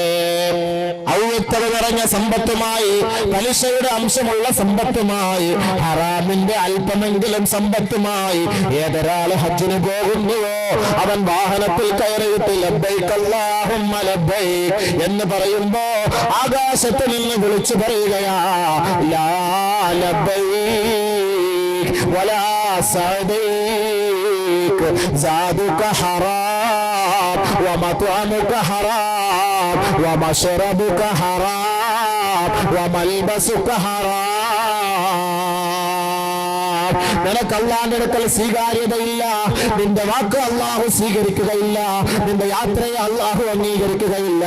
കാരണം നിന്റെ സമ്പത്ത് ഹറാം, നിന്റെ വസ്ത്രം ഹറാം, നിന്റെ സമ്പാദ്യം ഹറാം. ഹജ്ജുക മർദൂദ്, നിന്റെ ഹജ്ജ് നിനക്ക് തിരിച്ചു തള്ളപ്പെട്ടിരിക്കുകയാണ്, അത് അല്ലാഹു സ്വീകരിക്കുകയില്ല. നീ ഇങ്ങോട്ട് വെറുതെ വന്നിട്ട് പോകാമെന്നല്ലാതെ മറ്റു വഴിയൊന്നുമില്ല. ആകാശത്ത് വിളിച്ചു പറയും, മഖ്ബൂലല്ലാത്ത ഹജ്ജ് അല്ലാഹു കാത്തിരക്ഷിക്കട്ടെ. സമ്പത്ത് സൂക്ഷിച്ചിട്ട് ഹലാലായ സമ്പത്ത് കൊണ്ട് പോകണം. മബ്റൂറായ ഹജ്ജ് എന്ന് പറഞ്ഞാൽ ഹജ്ജ് ചെയ്തിട്ട് മടങ്ങി വന്ന സഹോദര നാട്ടിൽ വന്ന് 40 ദിവസം ദാടിയും വെച്ചുകൊണ്ട് നടക്കും, തൊപ്പിയും വെച്ചുകൊണ്ട് നടക്കും. 40ാമത്തെ ദിവസം കഴിയുമ്പോ പെരുക്കെ തൊപ്പി എടുത്ത് മാറ്റിയിട്ട് ലേസ് കെട്ടും. പിന്നെയും 10 ദിവസം കഴിയുമ്പോ ലേസ് എടുത്ത് മാറ്റിയിട്ട് ക്യാപ്പ് വയ്ക്കും. പിന്നെ ഒരു 20 ദിവസം കഴിയുമ്പോ ആ ക്യാപ്പും എടുത്ത് മാറ്റും. നീളം കൂടിയ താടി വെട്ടിക്കുറയ്ക്കും. പിന്നെ ഡ്രിമ്മ് ചെയ്യും. പിന്നെ ആ ഡ്രിമ്മിന്റെ എണ്ണം കുറയ്ക്കും. അവസാനം ഒരു 6 മാസം കഴിയുമ്പോ വടിച്ചു കളയും. കോയാക്കുട്ടി ഹാജിയാരെ, നിങ്ങളിപ്പോ വെറും ഒരു കോയമായി മാറിയല്ലോ. എല്ലാം വടിച്ച് ക്ലീൻ ചെയ്ത് ഹാജിയാരാ, ഹാജി ഹാജി വലിയ ഹാജി. അതിന്റെ അർത്ഥം എന്താ? അതിന്റെ അർത്ഥം എന്താ? കബൂലല്ലാതെ അർത്ഥം, കബൂലായിട്ടില്ലാന്നർത്ഥം. ഹജ്ജ് ചെയ്ത ഒരു സഹോദരൻ മടങ്ങി വന്ന് മരിക്കുന്നത് വരെ അല്ലാഹയെ ഭയന്ന് ജീവിക്കുന്നവനായി മാറിയാൽ, ഇസ്ലാമിന്റെ ശിയാറുകളോടുകൂടി അവൻ ജീവിച്ചാൽ അവന്റെ ഹജ്ജാണ് മബ്റൂറായ ഹജ്ജെന്ന് ഇബ്നു അബ്ബാസ് റളിയല്ലാഹു അൻഹു വ്യക്തമാക്കി മഖ്ബൂലും മബ്റൂറും എന്താണെന്ന് മനസ്സിലാക്കി തരുന്നു. ഇതാണ് മഖ്ബൂലും മബ്റൂറും. ഇത് മക്കയിലും മദീനയിലും അവിടുത്തെ സൂക്കിലും അവിടുത്തെ പിന്നെ ഇവിടെ കിട്ടുന്ന കാര്യമല്ല. നമ്മൾ വിചാരിക്കും മഖ്ബൂല് സഫാന മോളിലും മബ്റൂറും മർവാണ മോളിലും കിട്ടുന്ന സാധനമാണ്. അത് ഇനി മേടിച്ചുകൊണ്ട് വേണം ഇവിടെ വരാൻ. അത് 2 രൂപത്തിൽ അല്ലാഹു ആക്കി തന്നിരിക്കുക. ഒന്ന് ഈത്തപ്പഴത്തിന്റെ രൂപത്തിലും ഒന്ന് സംസം വെള്ളത്തിന്റെ രൂപത്തിലും. അപ്പൊ ഈ സംസം വെള്ളം ഈത്തപ്പഴം ഒരാൾക്ക് കൊണ്ട് കൊടുക്കുമ്പോ ഓന്റെ ഹജ്ജ് മഖ്ബൂലും മബ്റൂറുമായി. ഇവിടെ വന്നിട്ട് ചീത്ത വിളിക്കുക, ഇവിടെ വന്നിട്ട് ആക്ഷേപം പറയുക, ഇവിടെ വന്നിട്ട് പരിഹസിക്കുക, ഇവിടെ വന്നിട്ട് മറ്റൊരാളുടെ മുഖത്തേക്ക് കാർക്കിച്ചു തുപ്പുക, അവനെ വെറുപ്പോടെ കാണുക, അവനോട് നല്ല നിലയിൽ പെരുമാറാതിരിക്കുക. ഇങ്ങനെയുള്ള ഒരു വ്യക്തി ഹാജിയാവുകയില്ല. കേവലം അവൻ നാമധാരിയായ ഹാജി മാത്രമാ. അല്ലാഹുവിന്റെ റസൂല് പഠിപ്പിക്കുകയാ, 3 പേരാണ് ഹജ്ജിന് വേണ്ടി വിളിക്കുന്നത്. 3 പേരാണ്. ഒന്ന് മഹാനായ ഇബ്രാഹിം നബി അലൈഹിസ്സലാം, 2 മലക്കുൽ മൗത്ത്, 3 പിശാചുൽ ഐൻ. 3 പേരാ ഹജ്ജിന് ഉംറയ്ക്ക് വേണ്ടി വിളിക്കുന്നത്. 3 പേര്. ഒന്ന്, ബഹുമാനപ്പെട്ട ഇബ്രാഹിം നബി അലൈഹിസ്സലാത്തു വസ്സലാം. ഇബ്രാഹിം നബി അലൈഹിസ്സലാത്തു വസ്സലാം ആരെ ഹജ്ജിന് വേണ്ടി വിളിക്കുന്നുവോ അവർ പോയി ഹജ്ജ് ചെയ്തിട്ട് അല്ലാഹയെ പേടിച്ച് ഹലാലായ സമ്പാദ്യം കൊണ്ടുപോയി ഹജ്ജ് ചെയ്തിട്ട് അവർ മടങ്ങി വന്നിട്ട് മരിക്കുന്നത് വരെ അല്ലാഹയെ പേടിച്ച് ജീവിക്കുന്ന ഒരു ഹാജി ഉണ്ടെങ്കിൽ ഓർത്തുകൊള്ളണം, ഈ ഹാജിയെ വിളിച്ചത് മഹാനായ ഇബ്രാഹിം നബി അലൈഹിസ്സലാമാണ്. അദ്ദേഹത്തിന്റെ ഹജ്ജ് ഖബൂലായി എന്നതാണ് അതിന്റെ തെളിവ്. രണ്ടാമതൊരു കൂട്ടർ ഹജ്ജിന് വേണ്ടി പോകും. ഹജ്ജിന് വേണ്ടി ഹലാലായ സമ്പാദ്യവുമായി പോയിട്ട് ആ പരിശുദ്ധമായ മക്കയിലോ മദീനയിലോ അല്ലെങ്കിൽ ഹജ്ജിന്റെ യാത്രയിലോ എവിടെയെങ്കിലും വെച്ച് മരണം സംഭവിക്കും. അങ്ങോട്ട് പോയിട്ട് അവിടെ അടക്കം ചെയ്യപ്പെടുന്ന ഒരവസ്ഥയിലാണെങ്കിൽ ഓർത്തുകൊള്ളണം, ഈ വ്യക്തിയെ വിളിച്ചത് മലക്കുൽ മൗത്താണ്. അവിടെ പോയിട്ട് മരിച്ചാൽ ആരെ വിളിച്ച? മലക്കുൽ മൗത്ത് അസ്രായിൽ വിളിച്ചു, അവിടെ പോയി റൂഹ് പോയി. മൂന്നാമതൊരു കൂട്ടരെ വിളിക്കും ശൈത്താൻ, പിശാച് വിളിക്കും. ഈ കൂട്ടർ ഇവിടുന്ന് പോകുമ്പോഴേ ട്രാവൽസുകാരുമായിട്ട് പ്രശ്നം, വണ്ടി കേഴുമ്പം പ്രശ്നം, ചാപ്പാട് കുറവെന്ന പ്രശ്നം, ആഹാരത്തിൽ എന്തെങ്കിലും ന്യൂനത വന്ന പ്രശ്നം, റൂമിൽ എന്തെങ്കിലും കിടക്കയിൽ എന്തെങ്കിലും ബുദ്ധിമുട്ട് വന്ന പ്രശ്നം, മക്കയെന്നോ മദീനയെന്നോ ആദരിക്കപ്പെട്ട സ്ഥലമെന്നോ നോക്കാതെ അവിടെ പ്രശ്നത്തോടെ ബഹളമുണ്ടാക്കിയ ഈ ഹാജിയാര് തൊപ്പിയും താടിയും വെച്ച് നാട്ടുകാർക്ക് വന്നിട്ട് ഇവിടെ വരട്ടെ, 2 ലക്ഷം രൂപ കൊടുത്തിട്ട് കൊണ്ടുപോയിട്ട് ഞങ്ങളെ കൊണ്ട് അസീസിയായി കൊണ്ടിട്ടതാ, ഇങ്ങോട്ട് വരട്ടെ അവന് ഞാൻ കൊടുക്കാമെന്ന് അവിടെ വെച്ച് കില്ല പിടിച്ച് പ്രതിജ്ഞയെടുക്കും. അയാൾ ഇങ്ങ് വന്നിട്ട് ട്രാവൽസുകാരുമായി ബന്ധയുദ്ധമാണ്. ഇദ്ദേഹത്തിന്റെ പേരും ഹാജിയാണ്. ഓർത്തുകൊള്ളുക, ഇദ്ദേഹത്തെ കൊണ്ടുപോയത് ശൈത്താനാണ്. ശൈത്താൻ കൊണ്ടുവരെ പ്രശ്നം ഉണ്ടാകുള്ളൂ. അവിടം വരെ പോയി അങ്ങോട്ടും പ്രശ്നം ഇങ്ങോട്ടും പ്രശ്നം, അവിടെയും പ്രശ്നം ഇവിടെയും പ്രശ്നം, തിരിച്ചു വന്നാലും പ്രശ്നം. തിരിച്ചു വരുമ്പോൾ എല്ലാ അവസ്ഥകളും മാറ്റി പഴയ അവസ്ഥയിൽ പോയ ആരാത്? ശൈത്താൻ. അല്ലാഹ് കാത്തുരക്ഷിക്കട്ടെ. മബ്റൂർ ആയതെന്ന് പറഞ്ഞാൽ അതാ. അപ്പൊ മനസ്സിലായോ? അപ്പൊ മഖ്ബൂലും മബ്റൂർ മനസ്സിലായോ? ഇതാണ് സമ്പത്തിൽ നമ്മൾ ശ്രദ്ധിക്കേണ്ടത്. ദുആ സ്വീകരിക്കാൻ ബഹുമാനപ്പെട്ട സഹാബി നബി തങ്ങളോട് ചോദിച്ചു, അയ്യുൽ കസ്ബി അഫ്ളലു യാ റസൂലല്ലാഹ്, അല്ലാഹുവിന്റെ റസൂലേ ശ്രേഷ്ഠമായ കച്ചവടം ഏതെന്നറിയിച്ചു തരുമോ നബിയേ? قال رسول الله صلى الله عليه وسلم, അല്ലാഹുവിന്റെ റസൂൽ പറഞ്ഞു അത്രേ, അമലുർ റജുലി ബിയദൈ വകുല്ലു ബൈഇൻ മബ്റൂർ. ഹലാലായ പൈസ കൊണ്ട് സമ്പാദിക്കുന്ന സമ്പാദ്യവും ഒരു സഹോദരന്റെ സ്വന്തം കൈകൊണ്ട് അധ്വാനിക്കുന്ന അധ്വാനവുമാണ് യഥാർത്ഥ കച്ചവടമെന്ന് ഹബീബുനാ റസൂലുള്ളാഹി. അപ്പൊ കൊള്ള പലിശ, ചുമ്മാ ലോട്ടറി എടുത്ത് കിട്ടുന്ന കാശ്, ആരാനെ പറ്റിച്ച് കിട്ടുന്ന പൈസ, ഇൻഷുറൻസിലൂടെ കിട്ടുന്ന കാശ്, 10,000 അടയ്ക്കുമ്പോൾ 10 ലക്ഷം കിട്ടുന്നു. എന്ത് ന്യായം? മോള് പ്രസവിക്കുമ്പോൾ ലേബർ റൂമിൽ വെച്ച് നോക്കും, പെണ്ണാന്നോ, ഇടാ ഇൻഷുറൻസ് വാ ഇങ്ങോട്ട്, എന്നാ എന്റെ മോടെ പേർക്ക് ഒരു 5,000 കിടക്കട്ടെ. 18ാമത്തെ വയസ്സാകുമ്പോൾ 5.5 ലക്ഷം 6 ലക്ഷം അതെടുത്ത് ഒരുത്തന്റെ തലമണ്ടയ്ക്ക് വെച്ചു കൊടുക്കും, എന്നാ എന്റെ മോക്ക് വേണ്ടി 6 ലക്ഷം. ഈ ഹറാമ് തിന്നതിന് ഇവന് കൂലി, മേടിച്ചതിനും കൂലി, ഈ കൊടുക്കുന്ന പാവം പിടിച്ച ഇവൻ വന്ന് ചെറുക്കം വന്ന് ഈ പെണ്ണിനെ കെട്ടിക്കൊണ്ട് പോകുന്നതിനും കൂലി, എല്ലാത്തിനും കൂലി. ഇടിയോടെ ഇടി, ഒരു സുഖവും കാണൂല ഇടിക്ക്. എങ്ങനെ ജായിസാവപ്പ 5,000 രൂപ കൊടുത്തിട്ട് 5 ലക്ഷം വാങ്ങാന്ന് പറഞ്ഞാല് എന്നെ പറയുന്നത്, ഓ ലൈഫ് ഇൻഷുറൻസ് കുഴപ്പമൊന്നുമില്ല, ജായിസാണ്. അതുകൊണ്ട് നമ്മൾ ചെയ്യുന്ന സമ്പാദ്യത്തിന് ഒരു ഹലാലായ ഒരു അതിന് ഇൻട്രസ്റ്റ് എന്ന് നാട്ടുകാരുടെ പേര് വെച്ചാലും അത് നമ്മൾ ഇവർ കച്ചവടം ചെയ്തിട്ട് അതിന്റെ ഒരു വിഹിതം നമുക്കറിയാം. വിഹിതം ഈ കച്ചവടം ഇത് എവിടാ ചെയ്യുന്നതെന്ന് അറിയാമോ? ഈ ഇൻഷുറൻസിന്റെ പൈസ കൊണ്ടുപോയി. ഞാൻ അങ്ങോട്ട് പറയുന്നില്ല, പോട്ടെ. ഇന്നലെ ആൾക്കാർ പറഞ്ഞ് റമദാന്റെ ഒന്നും പറഞ്ഞില്ല. റമദാന ഇതൊക്കെ പിന്നല്ല, വേറെ എന്ത്? ചുമ്മാ പോയി നോമ്പ് പിടിച്ചിട്ട് കഞ്ഞിയും കുടിച്ചിട്ട് ഏമ്പക്കം വിട്ടിട്ട് വന്ന നോമ്പ് ശരിയാവും? ഈ റമദാൻ പറഞ്ഞാൽ എന്താ സംഭവം? എല്ലാരും ഇരിക്കുന്നത് റമദാൻ ചുമ്മാ ലൈലത്തുൽ ഖദറിനെ കുറിച്ച് റമദാന്റെ നോമ്പ് ശരിയാവാനാ ഞാൻ ഇതൊക്കെ പറയുന്നത്. അള്ളാഹ് മനസ്സിലാക്കാൻ തൗഫീഖ് തരട്ടെ. പാവ ഉമ്മത്തിന് ഇത് മനസ്സിലാവുന്നില്ല. അള്ളാഹ് എനിക്ക് നിങ്ങൾക്ക് മനസ്സിലാക്കാൻ തൗഫീഖ് നൽകട്ടെ. അമൽ ചെയ്യാനുള്ള വിഷയമായി പറയുന്നത്. ചുമ്മാ വാള് കേട്ടിട്ട് ചുമ്മാ കുറെ പാട്ടും പാട്ട് എഴുന്നേറ്റ് പോയ എന്താ 2 ദിവസം പ്രസംഗിച്ചത്? എന്ത് കിട്ടി എന്ന് ചോദിച്ചാൽ എന്താ അതിന്റെ അർത്ഥം? ഇന്നലെ പറഞ്ഞു കുടുംബ ബന്ധം ചേർക്കുന്നതിനെ കുറിച്ച് ആരെങ്കിലും ചേർത്ത ഒരാളെന്ന് കൈവൊക്കെ ഒരു ദ്വാരക്കട്ടെ. ആരെങ്കിലും ഒരാൾ ചേർത്ത ഒരാൾ കൈവ പേടിയാക്കണ്ട. എന്താ? ആരെങ്കിലും ഉള്ള സലാം പറഞ്ഞോ പോയി ആരോടെങ്കിലും സ്വർഗത്തിൽ പോകണം താല്പര്യം ഇല്ലായിരിക്കും അല്ലേ? നല്ലൊരു സഹോദരൻ പറഞ്ഞു 50% എതിർത്ത് ഭിന്നിച്ചിരിക്കുകയാണെന്ന്. എങ്ങനെ സ്വർഗത്തിൽ പോകും? സലാം പറയണ്ടേ പോയി? സിലു അർഹാമക്കും വലൂ ബിസ്സലാം, സിലു അർഹാമക്കും വലൂ ബിസ്സലാം. ഒരു സലാമെങ്കിലും ചൊല്ലി നിങ്ങളുടെ കുടുംബ ബന്ധത്തെ നിലനിർത്തണമേ എന്ന് നബി തങ്ങൾ പറഞ്ഞെങ്കിൽ നിങ്ങൾ പൈസ ഒന്നും കൊടുത്തില്ല, കുഴപ്പമില്ല, ഒരു സലാമെങ്കിലും പറ എന്ന് പറഞ്ഞിട്ട് ആരെങ്കിലും കേട്ടോ? അപ്പൊ കുടുംബം എന്താ ആരെയും മുറിച്ചിട്ടില്ല എന്നർത്ഥം ഇല്ലേ? കുടുംബം എന്താ മുറിക്കാത്തൊരു കൈയൊന്ന് പൊക്കെന്ന് പറഞ്ഞാൽ പൊക്കുവോ? എന്തിനാവസ്ഥ അത് ഈ പരീക്ഷണം ഞങ്ങളോട് നടത്തുന്നത്? നന്നാവാൻ വേണ്ടിട്ട്, രക്ഷപ്പെടാൻ വേണ്ടിട്ടല്ലേ ഈ ചോദിക്കുന്നത്, അല്ല മറ്റൊന്നും അല്ലല്ലോ. ഇങ്ങനെയൊക്കെ ഒന്ന് പറയുമ്പോൾ ചിലപ്പോൾ മാറ്റം ഉണ്ടാവും. വയസ്സായി മരിക്കാറായി, ഇനിയെങ്കിലും സംസാരിക്കാതെ മിണ്ടാതെ കഴിഞ്ഞുപോയിട്ട് എന്ത് ചെയ്യാൻ? ഇത് ഒരു ഹദീസ് ഞാൻ ഓർമ്മ വരുന്നത്. പക്ഷെ ഞാൻ ചിലർക്കൊരു ഇൻഫീരിയോറിറ്റി കോംപ്ലക്സ്, അതായത് നമ്മൾ അങ്ങോട്ട് പോയി സലാം പറഞ്ഞാലേ അവന്റെ പ്രതികരണം എന്തായിരിക്കും, അങ്ങനെ ഒരു ചെറിയ ഒരു കോംപ്ലക്സ് ഉള്ളവരുണ്ടല്ലോ. ഞാൻ അങ്ങോട്ട് സലാം പറഞ്ഞ് ആഗ്രഹിച്ച്, പക്ഷെ അങ്ങോട്ട് പോയ അവന്റെ പ്രതികരണം എന്തായിരിക്കും? നമ്മൾ അങ്ങോട്ട് സലാം പറയാൻ പോകുമ്പോൾ അവന്റെ കയ്യിൽ വല്ല ഉണ്ടോ എന്നൊക്കെ നോക്കിയിട്ട് വേണം പോകാൻ. ചിലപ്പോ എന്തെങ്കിലും ഒരെണ്ണിട്ട് വീക്കിയാലോ. അംർ ഇബ്നു ശുഐബ് റളിയല്ലാഹു അൻഹു റിപ്പോർട്ട് ചെയ്യുന്ന ഹദീസ്, ജാഅ റജുലുൻ ഇല നബി സ്വല്ലല്ലാഹു അലൈഹി വസല്ലം, ഒരു സഹാബി നബി തങ്ങളുടെ സവിധത്തിൽ വന്നിട്ട് പറയുകയാണ്, യാ റസൂലല്ലാഹ്, അല്ലാഹുവിന്റെ റസൂലേ, ഇന്നലി വബി അർഹാം, എനിക്ക് കുറെ സ്വന്തക്കാരുണ്ട് നബിയേ, കുറെ ബന്ധുജനങ്ങളുണ്ട് നബിയേ. അസിലു, ഞാൻ അവരുമായി ചേർന്ന് താമസിക്കുന്നു നബിയേ. വയഖ്തഊ, അവർ എന്നെ മുറിച്ചു മാറ്റുന്നു യാ റസൂലല്ലാഹ്. വഅഫു, അവർ ചെയ്ത എല്ലാ തെറ്റുകളും ഞാൻ മാപ്പാക്കി കൊടുക്കുന്നു നബിയേ. വയളുലിമു, അവരെന്നോട് അക്രമം കാണിക്കുന്നു യാ റസൂലല്ലാഹ്. വഅഹ്സിനു, ഞാൻ അവരോട് ഉപകാരം ചെയ്ത് അടുക്കുന്നു നബിയേ. വയുസിഉ ഇലയ്യ, അവരെന്നോട് അതിക്രമം പ്രവർത്തിക്കുന്നു, എന്നോട് അപമര്യാദയായി പെരുമാറുന്നു നബിയേ. അഫഉകാഫിഉഹും, അതുകൊണ്ട് ഞാനും അവരുമായി പരിപൂർണമായി ബന്ധം വിച്ഛേദിച്ച് ജീവിക്കട്ടെ യാ റസൂലല്ലാഹ്.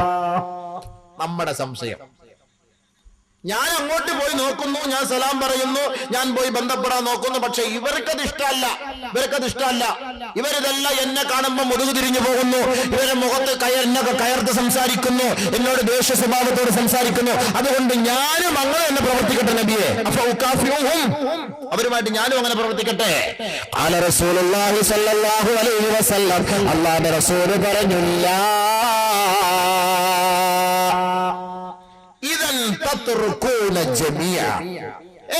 നീ അങ്ങനെ പ്രവർത്തിക്കരുത്, അവരങ്ങനെ ചെയ്തോട്ടെ, നീ അതങ്ങോട്ട് വിട്ടുകള, നീ അതൊരു വലിയ കാര്യാക്കണ്ട.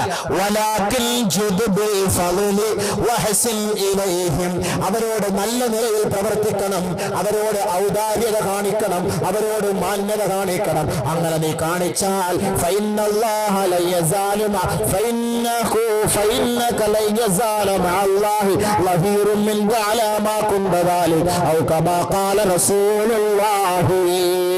നീ അങ്ങോട്ട് പോയി നിന്റെ കുടുംബ ബന്ധത്തോട് ചേർന്ന് സഹവസിക്കുന്നിടത്തോളം കാലം അല്ലാഹു തആല നിനക്ക് സഹായം ചെയ്തുകൊണ്ടിരിക്കുമെന്ന് നബിയുനാ റസൂലുള്ളാഹി. നിനക്ക് അല്ലാഹ് സഹായം ചെയ്യും, അതാണ് നിനക്ക് വേണ്ടത്, അതല്ല നരകമാണോ വേണ്ടത്, അത് നിങ്ങൾ തിരഞ്ഞെടുത്തോളൂ. ഇനി നിങ്ങൾ സലാം പറഞ്ഞാലും കൊള്ളാം, ഇല്ലെങ്കിലും കൊള്ളാം, പറയേണ്ട ബാധ്യത എനിക്കുള്ളതാണ്, ചെയ്യേണ്ട ബാധ്യത നിങ്ങൾക്കുള്ളതാണ്. അതല്ലാതെ ഒരു ഉസ്താദിൽ പെണ്ണ് കെട്ടിക്കുന്ന പോലെ രണ്ടുപേരുടെയും കൈക്ക് പിടിച്ചു സൗവിച്ചു കാൻകത്തുക്കാൻ ഇനി പറയാൻ പറ്റുമോ? വേണമെങ്കിൽ പോയി ചൊല്ല്, സ്വർഗത്തിൽ പോകണമെങ്കിൽ. എന്റെ വിഷയത്തിലേക്ക് വാ, എല്ലാം നമ്മുടെ വിഷയം തന്നെയാണ്. ഇങ്ങനെ തക്കുവായിൽ കിടക്കുന്നേ ഉള്ളൂ. നോമ്പ് പിടിച്ചാൽ കിട്ടുന്ന ഗുണങ്ങളെ കുറിച്ചാണ് പറഞ്ഞുകൊണ്ടിരിക്കുന്നത്. ഇൻഷാ അല്ലാഹ് അതൊക്കെ തീർക്കട്ടെ. ബഹുമാനമുള്ള സഹോദരങ്ങളെ, അപ്പോ നബി സല്ലല്ലാഹു അലൈഹി വസല്ലം തങ്ങളോട് ചോദിച്ചപ്പോ എന്ത് കച്ചവടമാണ് നല്ലത്? അമലുർ റജുലി ബിയദിഹി, അവന്റെ കൈകൊണ്ട് ചെയ്യുന്ന ജോലി. വകുല്ലു ബൈഇൻ മബ്റൂർ, എല്ലാ ഹലാലായ കച്ചവടം. അപ്പോ ലോൺ എടുത്തിട്ട് കച്ചവടം ചെയ്യരുത് നടത്തും. അപ്പൊ അതിനകത്ത് എന്ത് പറ്റിപ്പോയി? മബ്റൂർ അല്ല, പലിശയായി പോയില്ലേ? 10,000 രൂപയ്ക്ക് നമ്മൾ ലോൺ എടുത്തിട്ട് കച്ചവടം ചെയ്യുമ്പോൾ അടയ്ക്കുമ്പോൾ അത് കൂടുതൽ അടയ്ക്കണ്ടേ? അപ്പൊ അത് പലിശയായി പോയില്ലേ? പലിശയായി പോലെ. നബി തങ്ങൾ പറയുകയാ, ഫൈനർ റജുലൽ മുഅ്മിന ലയഖ്തരിഫുൽ ലുഖ്മത മിനൽ ഹറാമി ഇലാ ഫീഹി ലാ യുസ്തജാബു ലഹു ദഅവത്തുൻ 40 യൗമാ. ഒരു മുഅ്മിനായ സഹോദരൻ ഹറാം കലർന്ന സമ്പാദ്യം അവന്റെ വായിലേക്ക് ഉയർത്തി അവൻ ഭക്ഷിച്ചാൽ ഫലാ യുസ്തജാബു ലഹു ദഅവത്തുൻ 40 യൗമാ 40 ദിവസത്തോളം അവന്റെ ദുആക്കളോ അവന്റെ ആരാധനാ കർമ്മങ്ങളോ അല്ലാഹു സ്വീകരിക്കുകയില്ല എന്ന് മുഹമ്മദ് മുസ്തഫ സല്ലല്ലാഹു അലൈഹി വസല്ലം. പിന്നെ അങ്ങനെ ദുആ ചെയ്താൽ സ്വീകരിക്കും? പിന്നെ അങ്ങനെ എന്നിട്ട് അള്ളാഹു കുറ്റം പറഞ്ഞിട്ട് കാര്യമുണ്ടോ? അള്ളാഹു കുറ്റം പറഞ്ഞിട്ട് കാര്യമുണ്ടോ? ദുആ ചെയ്ത ആ ദുആ സ്വീകരിക്കാത്തതിന്റെ കാരണം ഇതാണ്. പോയിക്കൊണ്ടിരിക്കുന്നത് എന്താണ്? ഹറാം. ഹറാം. മത്അമുഹു ഹറാം വമശ്റബുഹു ഹറാം വമൽബസുഹു ഹറാം ഫഅന്നാ യുസ്തജാബു ലഹു. ഒരു പാവപ്പെട്ട ഒരുവൻ അഴുക്ക് പിടിച്ച വസ്ത്രവും അഴുക്ക് പിടിച്ച ശരീരവുമായി മുടിപടലങ്ങളെല്ലാം വികൃത കോലത്തോട് അള്ളാഹുവിനോട് വിളിച്ചു പറയുന്നു, യാ റബ്ബ് യാ റബ്ബ്, ഓ രക്ഷിതാവേ ഓ രക്ഷിതാവേ എന്ന് വിളിച്ചു പറയുമ്പോ ഈ അടിമയെ നോക്കിയിട്ട് അള്ളാഹു പറയുകയാ, ഏ അടിമേ, നീ കഴിച്ച ഭക്ഷണം ഹറാമാ, നിന്റെ ശരീരത്തിൽ കിടക്കുന്ന വസ്ത്രം ഹറാമാ, നീ കുടിച്ച വെള്ളം ഹറാമാ, നീ പിന്നെ എന്റെ ദർബാറിലേക്ക് നോക്കിയിട്ട് യാ റബ്ബ് യാ റബ്ബ് എന്ന് വിളിച്ചാൽ ഫഅന്നാ യുസ്തജാബു ലക, നിനക്ക് എങ്ങനെയാണ് ഞാൻ മറുപടി നൽകുക? അതാണ് ദുആ ചെയ്തിട്ട് മറുപടി കിട്ടാത്തത്. അതല്ലാതെ ദുആ അരുന്ന അല്ലാഹു സ്വീകരിക്കാതിരിക്കൂല. മൻ ഫുതിഹ ലഹു ബാബുദ് ദുആഇ മിൻകും ഫുതിഹത് ലഹു അബ്വാബുൽ ഇജാബ കമാ ഖാല റസൂലുള്ളാഹി. ആരെങ്കിലും ദുആയുടെ വാതിൽ തുറന്നാൽ അല്ലാഹു ഇജാബത്തിന്റെ ഉത്തരത്തിന്റെ വാതിൽ അവന് വേണ്ടി തുറന്നു കൊടുക്കുമെന്ന് നബിയുനാ റസൂലുള്ളാഹി. ദുആയുടെ വാതിൽ തുറന്നാൽ അല്ലാഹു ഇജാബത്തിന്റെ വാതിൽ തുറന്നു കൊടുക്കും. ദുആ എന്നാൽ സ്വീകരിക്കും. പക്ഷെ സ്വീകരിക്കാതെ വന്നാൽ മനസ്സിലാക്കിക്കൊള്ളണം, എന്തോ അകത്ത് കട്ട് കിടപ്പുണ്ട്. കട്ട്, കോഴി ഇറച്ചി, കോഴിയെ കണ്ടിക്കുമ്പോൾ ഒരു കട്ടെന്ന് പറയില്ല, ഒരു കറുത്തൊരു സാധനം, അത് കയ്പുള്ള സാധനം, അതെടുത്ത് കളഞ്ഞ് നമ്മൾ എങ്ങനെയാണോ കോഴി ഇറച്ചി ശുദ്ധീകരിച്ചെടുക്കുന്നത് അതേപോലെ എന്തോ അകത്ത് കിടപ്പുണ്ട്. അതുകൊണ്ട് ദുആ സ്വീകരിക്കാത്തത്. നബി തങ്ങൾ പറഞ്ഞു, ലാ തഅജിസു ഫി ദുആഇ മിൻകും, നിങ്ങളിൽപ്പെട്ട ആരും ദുആയിൽ നിന്ന് നിങ്ങൾ നിരാശപ്പെടരുത്. ഫഇന്നഹു ലൻ യഹ്ലിക അഹദുൻ മഅ ദുആ. ദുആ ചെയ്ത് ആരും നശിച്ച ചരിത്രമില്ല, ദുആ ചെയ്ത് സ്വീകരിക്കപ്പെടാത്ത സംഭവമില്ല. അതുകൊണ്ട് ദുആ ചെയ്തോ, ദുആയിൽ നിന്ന് നിരാശരാകരുത്. വിധങ്ങൾ നമ്മളെ പഠിപ്പിച്ചതിനെ മനസ്സിലാക്കണം. നമ്മൾ ഈ ചെയ്തിട്ട് സ്വീകരിക്കാത്തതിന്റെ കാരണം എന്താ? എന്തോ നമ്മുടെ പ്രശ്നമാണ്. അതിന് അള്ളാഹും റസൂലും കുറ്റം പറയരുത്. അതുകൊണ്ട് ഇനിയെങ്കിലും കുറച്ച് മാറ്റി ഒരു നിയത്തെട്, അള്ളാഹു ഇനി പലിശയുമായി ബന്ധപ്പെട്ടുള്ള ഇടപാടുകളൊക്കെ ഞാൻ തീർത്തേക്കാം, പണയം വെക്കുന്ന പരിപാടി നിർത്തിയിട്ട് ഞാനങ്ങ് വിറ്റേക്കാം, വിറ്റിട്ട് പുതിയ വാങ്ങിച്ചൂടെ? ഇതിപ്പോ 2000 രൂപ കൊണ്ട് അടച്ചിട്ട് 6000 രൂപയ്ക്ക് തിരിച്ചെടുക്കുന്നത്, ആ സമയം കൊണ്ട് പുതിയൊരു സ്വർണം വാങ്ങിക്കൂടെ? ചിന്തിക്കാത്ത കൊണ്ടാണ് ഈ പ്രശ്നം. ഈ പറയുന്ന പോലെ LIC പരിപാടികളൊക്കെ ഞാൻ അങ്ങോട്ട് ഒഴിവാക്കിയേക്കാം എന്ന് നിയത്ത് ചെയ്യാൻ തയ്യാറുണ്ടോ? ഇൻഷാ അല്ലാഹ് പറ. ക്ലിയർ ആവണമെന്നുണ്ടെങ്കിൽ, ഇല്ലെങ്കിൽ നമുക്കൊരു പ്രശ്നവും ഇല്ല. നമുക്കൊരു പ്രശ്നവുമില്ല, പറയേണ്ടത് പറയാം. നമ്മൾ നമ്മുടെ ഭാഗം ശ്രദ്ധിക്കുന്നുണ്ട്. കാരണം ആഖിറത്തിൽ ചെല്ലുമ്പോൾ കെട്ടിയോനും കാണൂല, കെട്ടിയോളും കാണൂല, അയൽവക്കക്കാരനും കാണൂല, ഇൻഷുറൻസ് കമ്പനിക്കാരനും കാണൂല, നാട്ടുകാരനും കാണൂല, വീട്ടുകാരനും കാണൂല, ഉസ്താദും കാണൂല, മോദീനും കാണൂല, മൊല്ലക്കായും കാണൂല, കാക്കായും കാണൂല, ആരും കാണൂല. ولا يزر وازرة وزر أخرى. ഒരാളുടെ ചുമട് മറ്റൊരാൾ എടുക്കുകയില്ല. يوم يفر المرء من أخيه وأمه وأبيه وصاحبته وبنيه لكل امرئ منهم يومئذ شأن. തന്റെ മക്കളിൽ നിന്ന് മാതാപിതാക്കൾ ഓടുന്ന ദിവസം, തന്റെ സഹോദരനിൽ നിന്ന് സഹോദരി ഓടുന്ന ദിവസം, അയൽവക്കക്കാരിൽ നിന്ന് അയൽവക്കക്കാരൻ ഓടുന്ന ദിവസം, സുഹൃത്തുക്കളിൽ നിന്നും സഹപ്രവർത്തകരിൽ നിന്നും സഹപാഠികരിൽ നിന്നും അവരെല്ലാം നെട്ടോട്ടം ഓടുന്ന ദിവസം, ഓരോരുത്തർക്കും അവരുടേതായ കാര്യം മാത്രമാണ്. മറ്റൊരാളുടെ കാര്യത്തെ കുറിച്ച് ചിന്തിക്കാനോ അവരുടെ പാപഭാരങ്ങൾ ഏറ്റെടുക്കാനോ ആരെ കൊണ്ടും നാളെ ആഖിറത്തിൽ കഴിയില്ല. يسأل حميم حميما يبصرونهم يود المجرم لو يفتدي من عذاب يومئذ ببنيه وصاحبته وأخيه وفصيلته التي تؤويه ومن في الأرض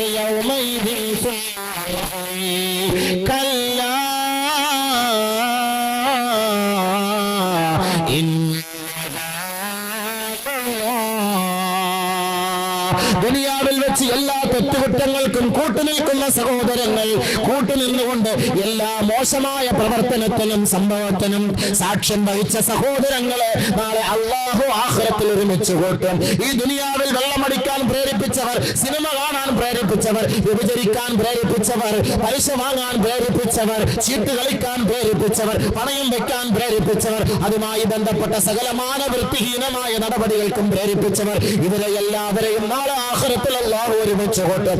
എന്നിട്ട് സ്വർഗ്ഗത്തിൽ കടക്കാൻ കടമ്പോൾ അടുത്തു നിൽക്കുമ്പോ അല്ലാഹു തആല അവനോട് പറയും അത്രേ, ഇതാ നിന്റെ കൂട്ടുകാരൻ, ഇവനാണല്ലോ നിന്നെ വഴിതെറ്റിച്ചത്. ഇവനെ അല്ലാഹു കാണിച്ചു കൊടുക്കും. ഇതാ നിന്നെ വഴിതെറ്റിച്ചവൻ, നമസ്കരിക്കാൻ പള്ളിയിലേക്ക് പോകുമ്പോൾ അവന് തടസ്സം നിന്നവൻ, മദ്യപിക്കരുത് മദ്യപിക്കരുത് എന്ന് പറഞ്ഞപ്പോൾ അല്പം സ്കോച്ച് നിലക്കും വാങ്ങിത്തന്ന് നിന്നെയും മദ്യപിക്കുന്നതിന് കൂട്ടിയിണക്കിയവൻ, പലിശ വാങ്ങരുത് വാങ്ങരുത് എന്ന് പറഞ്ഞപ്പോൾ അത്യാവശ്യത്തിന് പലിശ വാങ്ങുന്നത് കൊണ്ട് കുഴപ്പമില്ല എന്ന് പറഞ്ഞവൻ, ബാങ്കിൽ ലക്ഷക്കണക്കിന് പൈസ നിക്ഷേപിക്കുമ്പോ അവിടുന്ന് കിട്ടുന്ന പലിശ നിങ്ങൾ എഴുതി തള്ളനെ വാങ്ങരുത് എന്ന് പറയുമ്പോ അത് ഇൻട്രസ്റ്റ് അല്ല, അത് കച്ചവടം ചെയ്ത ലാഭവിഹിതമാണെന്ന് പറഞ്ഞ് ന്യായം പറഞ്ഞുകൊണ്ട് ഹറാമ് സമ്പാദിക്കാൻ കൂട്ടു നിന്ന കൂട്ടുകാരനാണിവൻ. അല്ലാഹു ഇവനെ കാണിച്ചു കൊടുക്കുമ്പോൾ വലാ യസ്അലു ഹമീമുൻ ഹമീമാ, ഒരു കൂട്ടുകാരനെ എനിക്ക് കാണണ്ട റബ്ബേ, എനിക്ക് കാണണ്ട റബ്ബേ, എനിക്കിവരെ കാണണ്ട റബ്ബേ എന്ന് നാളെ റബ്ബിന്റെ കോടതിയുടെ മുന്നിൽ ശടിച്ചു പറയും അത്രേ. ശേഷം ഇവൻ അവിടെ ആവലാതിപ്പെട്ട് വേവലാതിപ്പെട്ട് രക്ഷപ്പെടുന്നതിന് വേണ്ടി റബ്ബിനോട് പറയും, യബദ്ദുൽ മുജ്രിമു ലൗ യഫ്തദി മിൻ അദാബി യൗമിദിൻ ബിബനി, അല്ലാഹുവേ എന്റെ പൊന്നു മോനെ നിനക്ക് വേണമെങ്കിൽ ഞാൻ പണയം തരാം, നിനക്ക് വേണമെങ്കിൽ ബലി നൽകാം, എന്നെ ഈ നരക ശിക്ഷയിൽ നിന്ന് രക്ഷപ്പെടുത്തണേ അല്ലാഹ്. യവദ്ദുൽ മുജ്രിമു, ഓരോ പാവിയും അക്രമിയും അവൻ ആഗ്രഹിക്കും, ലൗ യഫ്തദി മിൻ അദാബി യൗമിദിൻ ബിബനി, തന്റെ വാത്സല്യ മിത്രങ്ങളെ പുത്രങ്ങളെ അല്ലാഹുവേ നിനക്ക് നൽകിക്കൊണ്ട് ഈ നരക കുണ്ടാരത്തിൽ നിന്ന് രക്ഷപ്പെടുന്നതിന് വേണ്ടി നിനക്ക് വേണ്ടി എന്ത് സമർപ്പണവും ചെയ്യാമെന്ന് കുറ്റവാളികൾ ആഗ്രഹിക്കുമത്രേ. വസാഹിബതിഹി, തന്റെ ഭാര്യയെ വേണമെങ്കിൽ തരാം, വഫസീലതിഹി ലതി തുവി, തനിക്ക് അഭയം നൽകിയ മാതാവിനെ വേണമെങ്കിൽ തരാം, തനിക്ക് അഭയം നൽകിയ പിതാവിനെ വേണമെങ്കിൽ തരാം. വമൻ ഫിൽ അർളി യൗമൈദിൻ സുമ്മ യൻജി, ഈ ദുനിയാവിൽ താമസിച്ച മാനവരാശികളെ മുഴുവനും നിന്റെ മുന്നിൽ ഞാൻ സമർപ്പിക്കാം. സുമ്മ യുൻജി, ഈ നരക കൊണ്ടാരത്തിൽ നിന്ന് എന്നെ ഒന്ന് രക്ഷപ്പെടുത്തുമോ നാഥാ, എന്നെ ഒന്ന് സംരക്ഷിക്കുമോ നാഥാ, എനിക്കൊരഭയം നൽകുമോ നാഥാ എന്ന് നാളെ അല്ലാഹുവിന്റെ കോടതിയുടെ മുന്നിൽ നിലവിളി വിളിച്ചുകൊണ്ട് ഇവൻ ആക്ഷേപിച്ച് ഇവൻ ആവലാതിപ്പെട്ട് റബ്ബിന്റെ മുന്നിൽ പറയുമ്പോ അല്ലാഹുവിന്റെ മറുപടി കല്ലാ. ദുനിയാവിൽ എത്രയോ വാള് നീ കേട്ടില്ലേ, എത്രയോ പ്രഭാഷണത്തിന് സാക്ഷ്യം വഹിച്ചില്ലേ, എത്രയോ ഉസ്താദുമാരുടെ മജ്‌ലിസിൽ പോയിരുന്നില്ലേ, എത്രയോ കാസറ്റ് നിങ്ങൾ കേട്ടില്ലേ, എന്നിട്ട് ദുനിയാവിലെ നൈമിഷികമായ ജീവിതത്തിന്റെ രസാനുഭൂതികൾക്ക് വേണ്ടി ഈ ഹറാമ് മുഴുവനും സമ്പാദിച്ചു കൂട്ടിയില്ലേ. അവലം നുഅമ്മിറുകും മാ യതദക്കറു ഫീ മൻ തദക്കറ വജാഅകുമുൻ നദീർ. എത്രയെത്ര പ്രഭാഷകരും എത്രയെത്ര ദൂതന്മാരും നിന്റെ മുന്നിലേക്ക് വന്നുകൊണ്ട് അല്ലാഹുവിന്റെ അജയ്യതയെ കുറിച്ച് വിളിച്ചോതിയില്ലേ, ആഖിറത്തിന്റെ വിശാലതയെ കുറിച്ച് പറഞ്ഞ് മനസ്സിലാക്കിയില്ലേ, നരക കുണ്ടാരത്തിന്റെ ശിക്ഷയെ കുറിച്ച് താക്കീത് നൽകിയില്ലേ.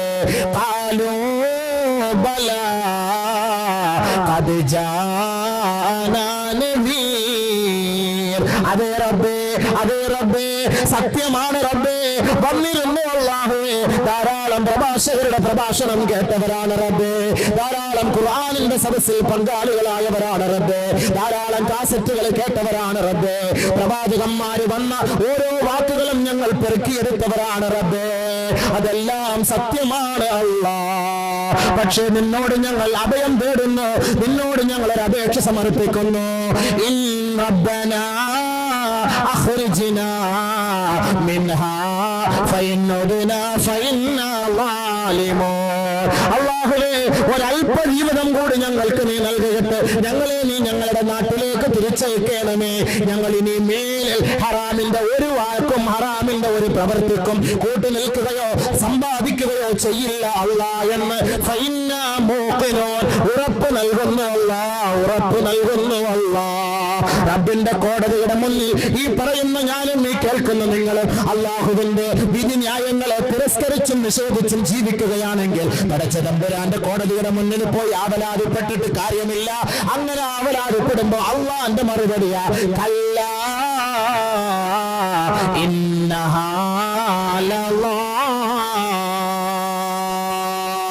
നസ്സാഅതൻ ലിശ്ശവാ തദ്ഉ മൻ അദ്ബറ വതവല്ലാ. ഇല്ലടാ ഇല്ലടാ, നിനക്ക് മാപ്പില്ലടാ, മാപ്പില്ലടാ. ദുനിയാവിൽ 100 വയസ്സ് നിനക്ക് ഞാൻ നൽകിയില്ലേ, 60 വയസ്സ് നിനക്ക് ഞാൻ നൽകിയില്ലേ, 30 വയസ്സ് നിനക്ക് ഞാൻ നൽകിയില്ലേ, ദുനിയാവിൽ ജീവിക്കാനുള്ള സൗകര്യം നിനക്ക് ഞാൻ നൽകിയില്ലേ.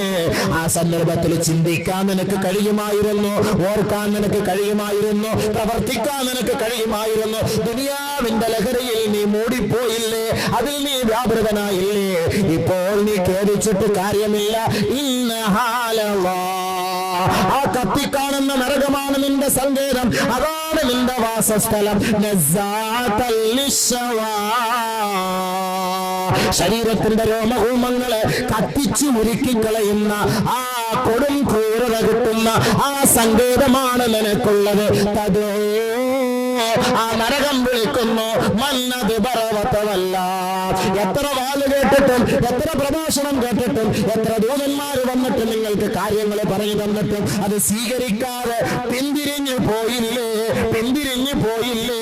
നമസ്കാരം നടക്കുമ്പോ കൂസലില്ലാതെ വീടിന്റെ ഉമ്മറപ്പടിയിലിരുന്ന് സംസാരിക്കൂലേ, നമസ്കാരത്തിന്റെ സമയമാകുമ്പോ ബാങ്ക് വിളിക്കുമ്പോ TV കണ്ട് രസിക്കൂലേ, പരിശുദ്ധമായ ജുമാടെ ദിവസത്തിന് റിലീസ് പടങ്ങൾ കാണാൻ തള്ളിക്കയറൂലേ, അള്ളാഹുവിന്റെ വീട്ടിൽ വന്ന് വരിവരിയായി നിൽക്കുന്നതിന് നാണം കെട്ട മനുഷ്യൻ ബിവറേജസ് കോർപ്പറേഷനിൽ പോയി ക്യൂ നിന്നില്ലേ.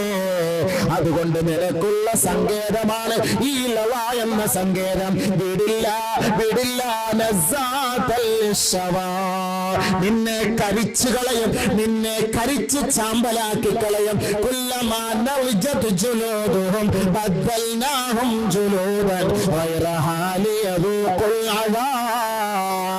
ശരീരമാസകലം കരിച്ച് ചാമ്പലാക്കി നിന്റെ ശരീരത്തെ ആവരണം ചെയ്തിരിക്കുന്ന എല്ലാ തുകലുകളും കത്തിച്ചാമ്പലാകുമ്പോ ബദ്ദൽനാഹും ജുലൂദാ, നാം വീണ്ടും നിനക്ക് പുതിയ തുകൽ നൽകുകയാ.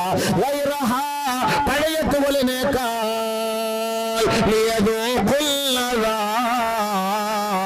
നിരന്തരം നീ ശിക്ഷ രുചിച്ചു കൊണ്ടിരിക്കണം, അനുഭവിച്ചു കൊണ്ടിരിക്കണം. അതിനുവേണ്ടി നിനക്ക് ഞാൻ നിന്റെ ശരീരത്തിലെ പഴയ തോലുകളെല്ലാം കത്തിച്ചാമ്പലാകുമ്പോൾ വീണ്ടും ഞാൻ പുതിയ തോല് നൽകി നരക കുണ്ടാരത്തിലേക്ക് വലിച്ചെറിയുമത്രേ.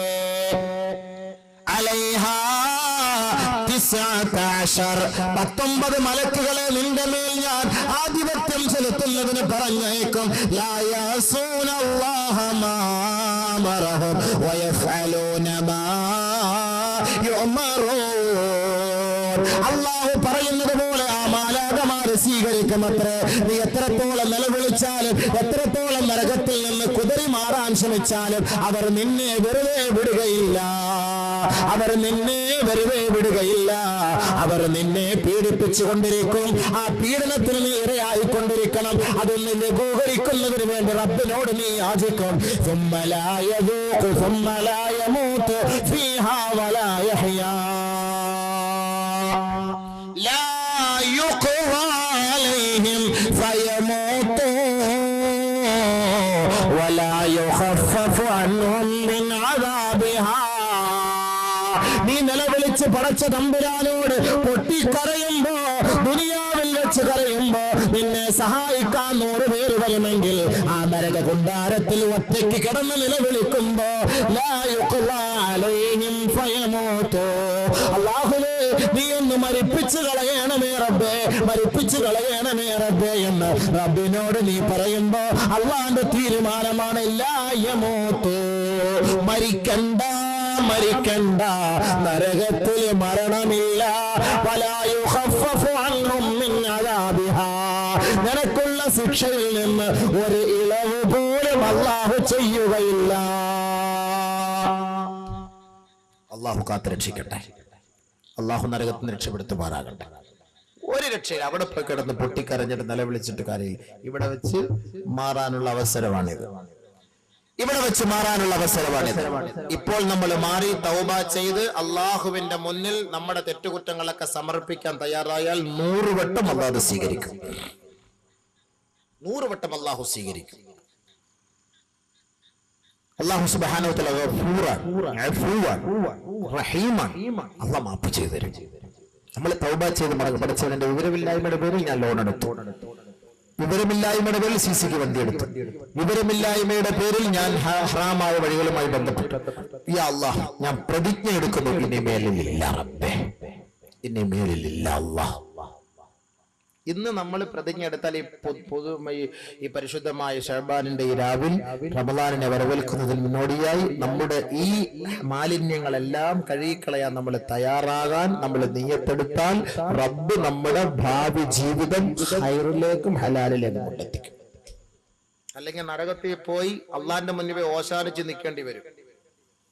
അതുകൊണ്ട് എല്ലാവരും തൗബ ചെയ്തോളാം. ഇൻഷാ അല്ലാഹ് തൗബ ചെയ്യൂലേ? ഇതിൽ നമുക്ക് മാറണം. കുറേശ്ശെ ഉള്ള വരുമാനം മതിയെന്ന്, ഉള്ളത് മതി.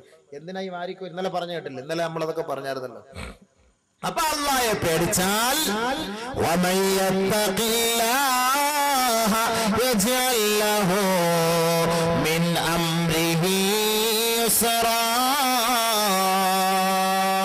നിന്റെ വഴി അല്ലാഹ് എളുപ്പമാക്കി തരും.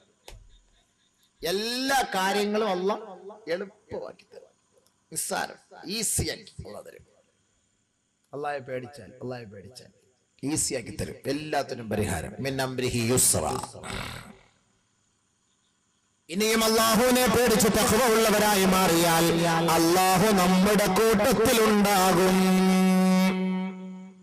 നമ്മളിപ്പോ ഒരു യാത്ര ചെയ്യുമ്പോഴേ, കാറിലൂടെ യാത്ര ചെയ്യുമ്പോൾ ഒരു രാഷ്ട്രീയക്കാരൻ കൂടെ ഉണ്ടെങ്കിൽ നമ്മൾ ബെൽറ്റ് ഇടൂല. ഡ്രൈവർ എന്താ, നമ്മുടെ MLA ഇരിക്കല്ലേ, പോലീസ് ഒന്നും കൈ കാണിക്കൂല.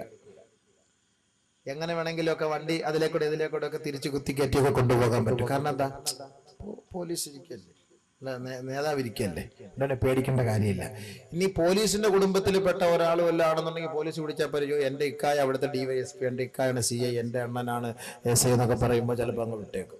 അപ്പൊ ഒരാളുടെ ഒരു പിൻബലത്തോടു കൂടി അല്ലേ, ഒരു ധൈര്യം. ഇതേപോലെ അല്ലാഹു സുബ്ഹാനഹു വ തആല നമ്മുടെ കൂടെ ഉണ്ടാകും, എപ്പോഴും കൂടെ ഉണ്ടാകും. എപ്പോഴും കൂടെ ഉണ്ടാകും. അല്ലാഹ് എല്ലാം ശ്രദ്ധിക്കുന്നുണ്ട്. പക്ഷെ അല്ലാഹ് നമ്മളെ സഹായിക്കാൻ കൂടെ ഉണ്ടാകും. എപ്പോൾ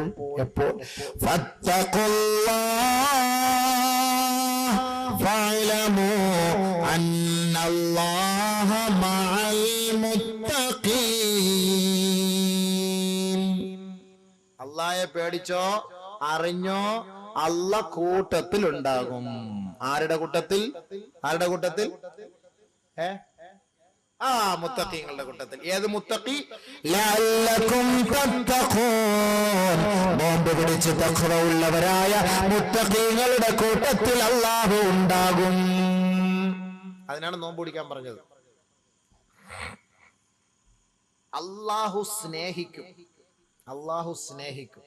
ആരെ സ്നേഹിക്കും?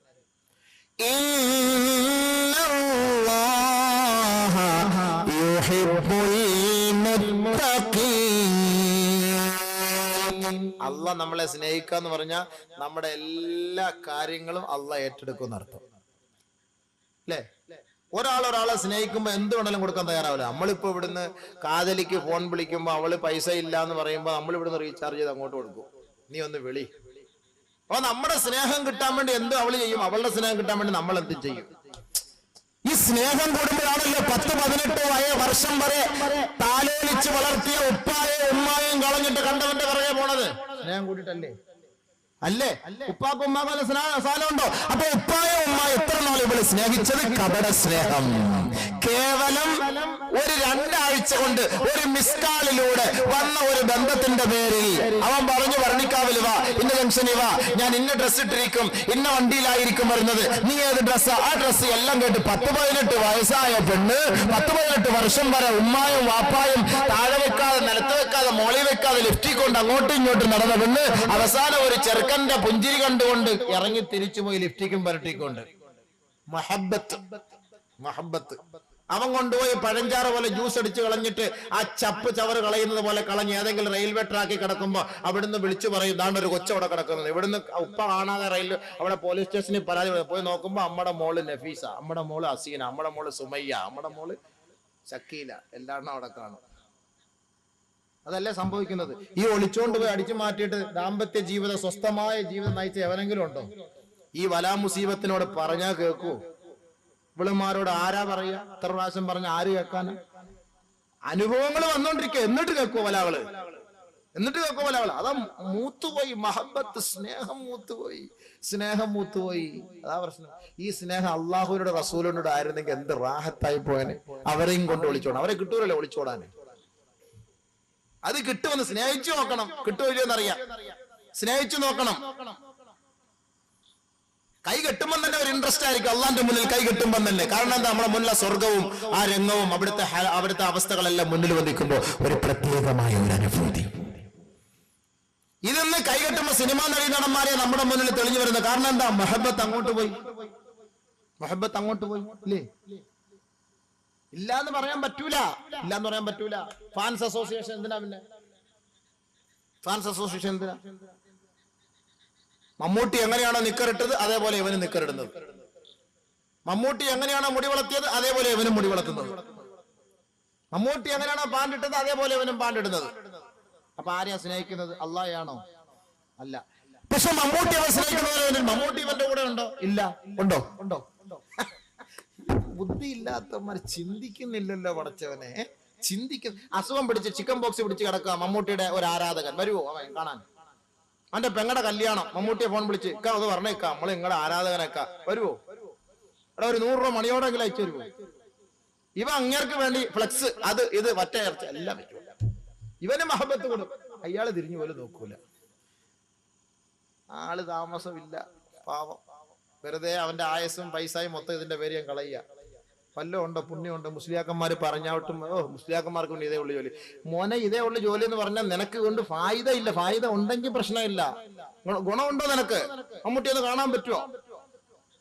നിനക്ക് എന്തെങ്കിലും ഒരു ബുദ്ധിമുട്ട് പ്രയാസം വന്ന ആള് സഹായിക്കുവോ? എന്റെ വീട്ടിൽ വരുവോ? എന്റെ വാപ്പ സുഖം അടക്കം നിക്ക ഒന്ന് വന്നെന്റെ ഇക്ക മാമ എന്റെ വാപ്പ എന്ന് കാണണെന്ന് പറഞ്ഞാല് വരുവോ? പിന്നെ എന്തിനാ സ്നേഹിക്കുന്നത്? ഒരാളെ സ്നേഹിച്ച അയാളെ നമ്മുടെ കൂടെ കാണണ്ടേ? ഒരാളോട് മഹബത്ത് വെച്ച് അയാൾ നമ്മുടെ കൂടെ കാണണം. ഒന്നുമില്ലെങ്കിൽ ഒരു പെണ്ണിനെ സ്നേഹിച്ച 3 ദിവസമെങ്കിലും കൂടെ കാണും. അത് കഴിഞ്ഞാൽ പിന്നെ എടുത്ത് പുറക്കളയും. തീർന്ന് അവരുടെ അവിടെ തീർന്നു. ഒറിജിനൽ സ്നേഹം കൊടുക്കേണ്ടവർക്ക് കൊടുക്കണം. ആ സ്നേഹമാണ് ഖിയാമത്ത് നാൾ വരെ ആഖിറത്തിൽ നിലനിൽക്കുന്ന സ്നേഹം. ഒറിജിനൽ സ്നേഹം. ആ സ്നേഹമാണ് വേണ്ടത്. നബിതങ്ങളെ സ്നേഹിക്കും, അള്ളാഹയെ സ്നേഹിക്കും. നമുക്ക് സ്നേഹിക്കാൻ അറിയാത്തത് കൊണ്ടാണ് അവരുടെ ആ സ്നേഹവും ആ ഒരു രസവും നമുക്ക് കിട്ടാതെ പോകുന്നത്. जहां रोज़े पाक खैरुल वरा है वो जन्नत नहीं है तो फिर और क्या है? कहाँ में कहाँ ये मदीने की गलियां वो किस्मत नहीं है तो फिर और क्या है?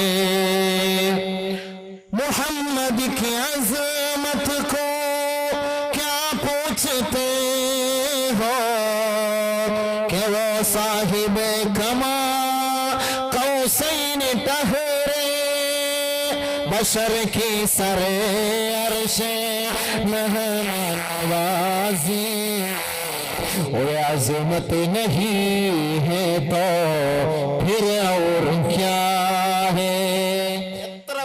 ദുഷ്മന്മാരെയും ശത്രുക്കളെയും നെഞ്ചോട് ചേർത്ത് പിടിച്ച് കൂട്ടിയിണക്കി അവർക്ക് ചുടുചുംബനം നൽകുകയും അവരോട് സ്വകാര്യ സംഭാഷണം നടത്തുകയും അവരെ സഹായിക്കുകയും അവരുടെ കണ്ണുനീരൊപ്പുകയും ചെയ്ത ആ പ്രവാചകൻ യേ റഹ്മത്ത് നഹീ ഫിർ ഔർ ക്യാ ഹേ? ഈ ഒരു കാരുണ്യമില്ല എങ്കിൽ പിന്നെ എന്താണ് ലോകത്തിന് വസന്തം? പിന്നെ എന്ത് രസമാണ് ജീവിതത്തിനുള്ളത്? ആ പ്രവാചകനെ സ്നേഹിക്കുക. എല്ലാരെയും സ്നേഹിച്ച പ്രവാചകൻ, കൂട്ടിയിണക്കിയ പ്രവാചകൻ. ചിന്ന ഭിന്നമായി പോയ സമൂഹത്തെ ഒരൊറ്റ ചരടിന്റെ മക്കളാക്കി കൂട്ടിയിണക്കിയ മുത്ത് മുഹമ്മദ് മുസ്തഫ. അവിടെ അമുസ്ലിമെന്നോ, അവിടെ മുസ്ലിമെന്നോ, അവിടെ രോഗിയെന്നോ, അവിടെ ആരോഗ്യമുള്ളവനെന്നോ, അവിടെ സാധുവെന്നോ, അവിടെ പണക്കാരനെന്നോ, അവിടെ ഉയർന്നവനെന്നോ, അവിടെ താഴ്ന്നവനെന്നോ, അവിടെ സവർണനെന്നോ, അവിടെ അവർണനെന്നോ ഇല്ല. എല്ലാവരും മനുഷ്യരാണ്. കുല്ലുക്കും മിൻ ആദം വആദമു മിൻ തുറാബ്. ഏ മനുഷ്യരേ, നിങ്ങൾ ആദമിന്റെ മക്കളാണ്. ആദമോ മണ്ണിൽ നിന്നും സൃഷ്ടിക്കപ്പെട്ടവരാണ്. പൂർണ്ണ സമത്വം ലോകത്തിന്റെ മുന്നിൽ പരിചയപ്പെടുത്തി നബിഗുനാ റസൂലുള്ളാഹി. ആ ഒരു സ്നേഹം, ആ ഒരു സന്തോഷം, ആ ഹബീബിനെ ഒന്ന് സ്നേഹിച്ചൂടെ? നാളെ അവിടെ ചെല്ലുമ്പോ ഒരുത്തരും കാണൂല. ഈ ഹബീബായ തങ്ങളെ നമ്മളെ രക്ഷപ്പെടുത്തണമെങ്കിൽ, നമുക്ക് ശഫാഅത്ത് ചെയ്യണമെങ്കിൽ ഈ ഹബീബായ തങ്ങളെ ഉണ്ടാവുകയുള്ളൂ. അപ്പൊ അതിന് ആ ഹബീബിനെ സ്നേഹിക്കണം. ഉമ്മുൽ ഹബീബ ഇലൽ ഹബീബ്. നാളെ അവിടെ പറയപ്പെടും ഹബീബിനെ ഹബീബോട് ചേർക്കും. സ്നേഹിതന്മാരെ സ്നേഹിതന്മാരുടെ കുട്ടിയണക്ക്, സ്നേഹിതന്മാരുടെ കുട്ടിയണക്ക്. അപ്പൊ നമ്മുടെ ഇവിടുത്തെ അബ്ദുർ റസാഖിന്റെ സ്നേഹിതനാരാ? അവന്റെ സ്നേഹിതൻ മമ്മൂട്ടിയായിരുന്നു. കുട്ടിയണക്കാൻ പറയും. എവിടെ ആള്? ഇവിടെ കണ്ടില്ല. പിന്നെ തപ്പിക്കണം എവിടാന്നുള്ളത്. കൂട്ടിയിണക്കാൻ പറയും ഓരോരുത്തരെ. നല്ലവരുമായിട്ടുള്ള സഹവാസം നമുക്കുണ്ട്, നല്ലവരുമായിട്ടുള്ള സഹം. അപ്പൊ അല്ലാഹു സുബ്ഹാനഹു വ തആല പറയുന്നു, നിങ്ങൾ അല്ലാഹുവിൽ തഖ്വ ഉള്ളവരായി മാറിയാൽ അല്ലാഹു നിങ്ങളെ സ്നേഹിക്കും. അല്ലാഹു നമ്മളെ സ്നേഹിച്ചു കഴിഞ്ഞാൽ പിന്നെ ആരുടെയും സ്നേഹം നമുക്ക് വേണ്ട. അല്ലാഹു നമ്മളെ സ്നേഹിക്കണം, നമുക്ക് അല്ലാഹയെ സ്നേഹിക്കണം. അല്ലാഹുവിനോട് നമുക്ക് സ്നേഹം ഉണ്ടെങ്കിൽ നമ്മൾ നിസ്കരിക്കും, നോമ്പ് പിടിക്കും, സക്കാത്ത് കൊടുക്കും, ഹജ്ജിന് പോകും, ഹറാമിൽ നിന്നെല്ലാം ഒഴിവാകും. അപ്പൊ അള്ളാഹ് നമ്മളെ സ്നേഹിക്കും. അള്ളാഹുവിനോട് സ്നേഹമില്ലാതെ വരുമ്പോ നിസ്കരിക്കൂല, നോമ്പ് പിടിക്കൂല. ഇനി നിസ്കരിച്ചാൽ തന്നെ തൂങ്ങിച്ചത്തവ നിസ്കരിച്ചു കിടക്കുന്ന പോലെ. നോമ്പ് പിടിച്ചാൽ തന്നെ നോമ്പ് പിടിച്ചിട്ട് അവിടെയും ഫിത്ന, ഇവിടെയും ബസാദ്, അവിടെയും ബസാദ്, ഇവിടെയും ബസാദ്. കണ്ണങ്ങോട്ടും നോക്കി കണ്ണിങ്ങോട്ടും നോക്കി, ഇവന്റെ ഫിത്നായും കേട്ട് അവന്റെ ഫിത്നായും കേട്ട് വെറുതെ വേസ്റ്റ്. അള്ളാഹയോട് സ്നേഹമില്ലാത്ത നോമ്പ്. ഈ സ്നേഹമല്ല നമുക്ക് വേണ്ടത്, ഒറിജിനൽ സ്നേഹം ഉണ്ടാകണം. അല്ലാഹു തആല നമ്മോട് പറഞ്ഞ കൽപ്പനകൾ പരിപൂർണമായി പാലിക്കുന്നവരായി മാറണം. എങ്കിൽ അല്ലാഹു നമ്മളെ സ്നേഹിക്കും. അതിനുള്ള പറഞ്ഞത് നിങ്ങൾ തഖ്വയുള്ളവരാകും. ഇന്നല്ലാഹ യുഹിബ്ബുൽ മുത്തഖീൻ. മുത്തഖീങ്ങളോടൊപ്പമാ അല്ലാഹു, മുത്തഖീങ്ങളോടൊപ്പമാ അല്ലാഹു. അതുകൊണ്ട് അല്ലാഹു സുബ്ഹാനഹു വ തആല മുത്തഖീങ്ങളെ സ്നേഹിക്കുന്നു. അവൻ മുത്തഖീങ്ങളെ ഇഷ്ടപ്പെടുന്നു. അല്ലാഹുവിനെ ഭയപ്പെടുന്നവരെ അവൻ ഇഷ്ടപ്പെടുന്നു. അതുകൊണ്ട് നമ്മൾ അല്ലാഹുവിനെ സ്നേഹിക്കും. സ്നേഹിക്കുവോ? എങ്ങനെ സ്നേഹിക്കും? അല്ലാഹുവേ ഐ ലവ് യു. സ്നേഹിക്കല്ലേ? അങ്ങനെ ഒന്ന് പറയാൻ പറ്റിയിരുന്ന നല്ല ഒരു ഭാഗ്യമായിരുന്നു. നേരിട്ട് കാണാൻ അല്ലാഹുവിനെ നോക്കിയിട്ട് സ്നേഹിക്കുക. അങ്ങനല്ലേ? അല്ലാഹു സുബ്ഹാനഹു വ തആല പറയുന്നു, എന്നെ സ്നേഹിക്കുന്നതിന് രണ്ട് മാനദണ്ഡം. ഒന്ന്, ഇംതിസാലു അവാമിരില്ല, അല്ലാഹുവിന്റെ കൽപ്പനകളെ സ്വീകരിക്കുക. രണ്ട്, ഇജ്തിനാബു അന്നവാഹിഹി, അവൻ നിരോധിച്ചത് ഒഴിവാക്കുക. ഈ രണ്ട് കാര്യം ചെയ്താൽ നിങ്ങൾ എന്നെ സ്നേഹിക്കും. പറ്റുമോ? ഇൻഷാ അല്ലാഹ് വെറുതെ പറയരുത്. പരിശ്രമിക്കും. അല്ലാഹു പരിശ്രമിക്കാൻ തൗഫീഖ് നൽകട്ടെ. അല്ലേ? പരിശ്രമിക്കാം. പക്ഷെ ഇംതിസാലു അവാമിരില്ല നടക്കും. അല്ലാഹു കൽപ്പിക്കാൻ പറഞ്ഞ, ചെയ്യാൻ പറഞ്ഞ കാര്യങ്ങളൊക്കെ ചെയ്യും. പക്ഷെ ഇജ്തിനാബു അന്നവാഹിഹി, അവൻ നിരോധിച്ചത് ഒഴിവാക്കാനാണ് പാട്. നിസ്കരിക്കാൻ വേണമെങ്കിൽ ചെയ്യാം. ഇംതിസാലു അവാമിരില്ല, അല്ലാഹുവിന്റെ കൽപ്പന സ്വീകരിക്കാം. നിസ്കരിക്കാം, നോമ്പ് പിടിക്കാം, സക്കാത്ത് കൊടുക്കാം, ഹജ്ജ് ചെയ്യാം, അതുപോലുള്ള കാര്യം ഖുർആൻ ഓതുകയൊക്കെ ചെയ്യാം. പക്ഷെ അല്ലാഹ് നിരോധിച്ചത് ഒഴിവാക്കണമെന്ന് പറയുമ്പോഴാണ് നമുക്കത് ഉൾക്കൊള്ളാൻ കഴിയും. അതുകൊണ്ടാണ് അല്ലാഹു തആല ഈ രണ്ടാമത്തെ കാര്യത്തിനാണ് പദവി കൂടുതൽ, ദറജ കൂടുതൽ, കൂലി കൂടുതൽ തീരുമാനിച്ചത്. ആദ്യത്തേതിനല്ല.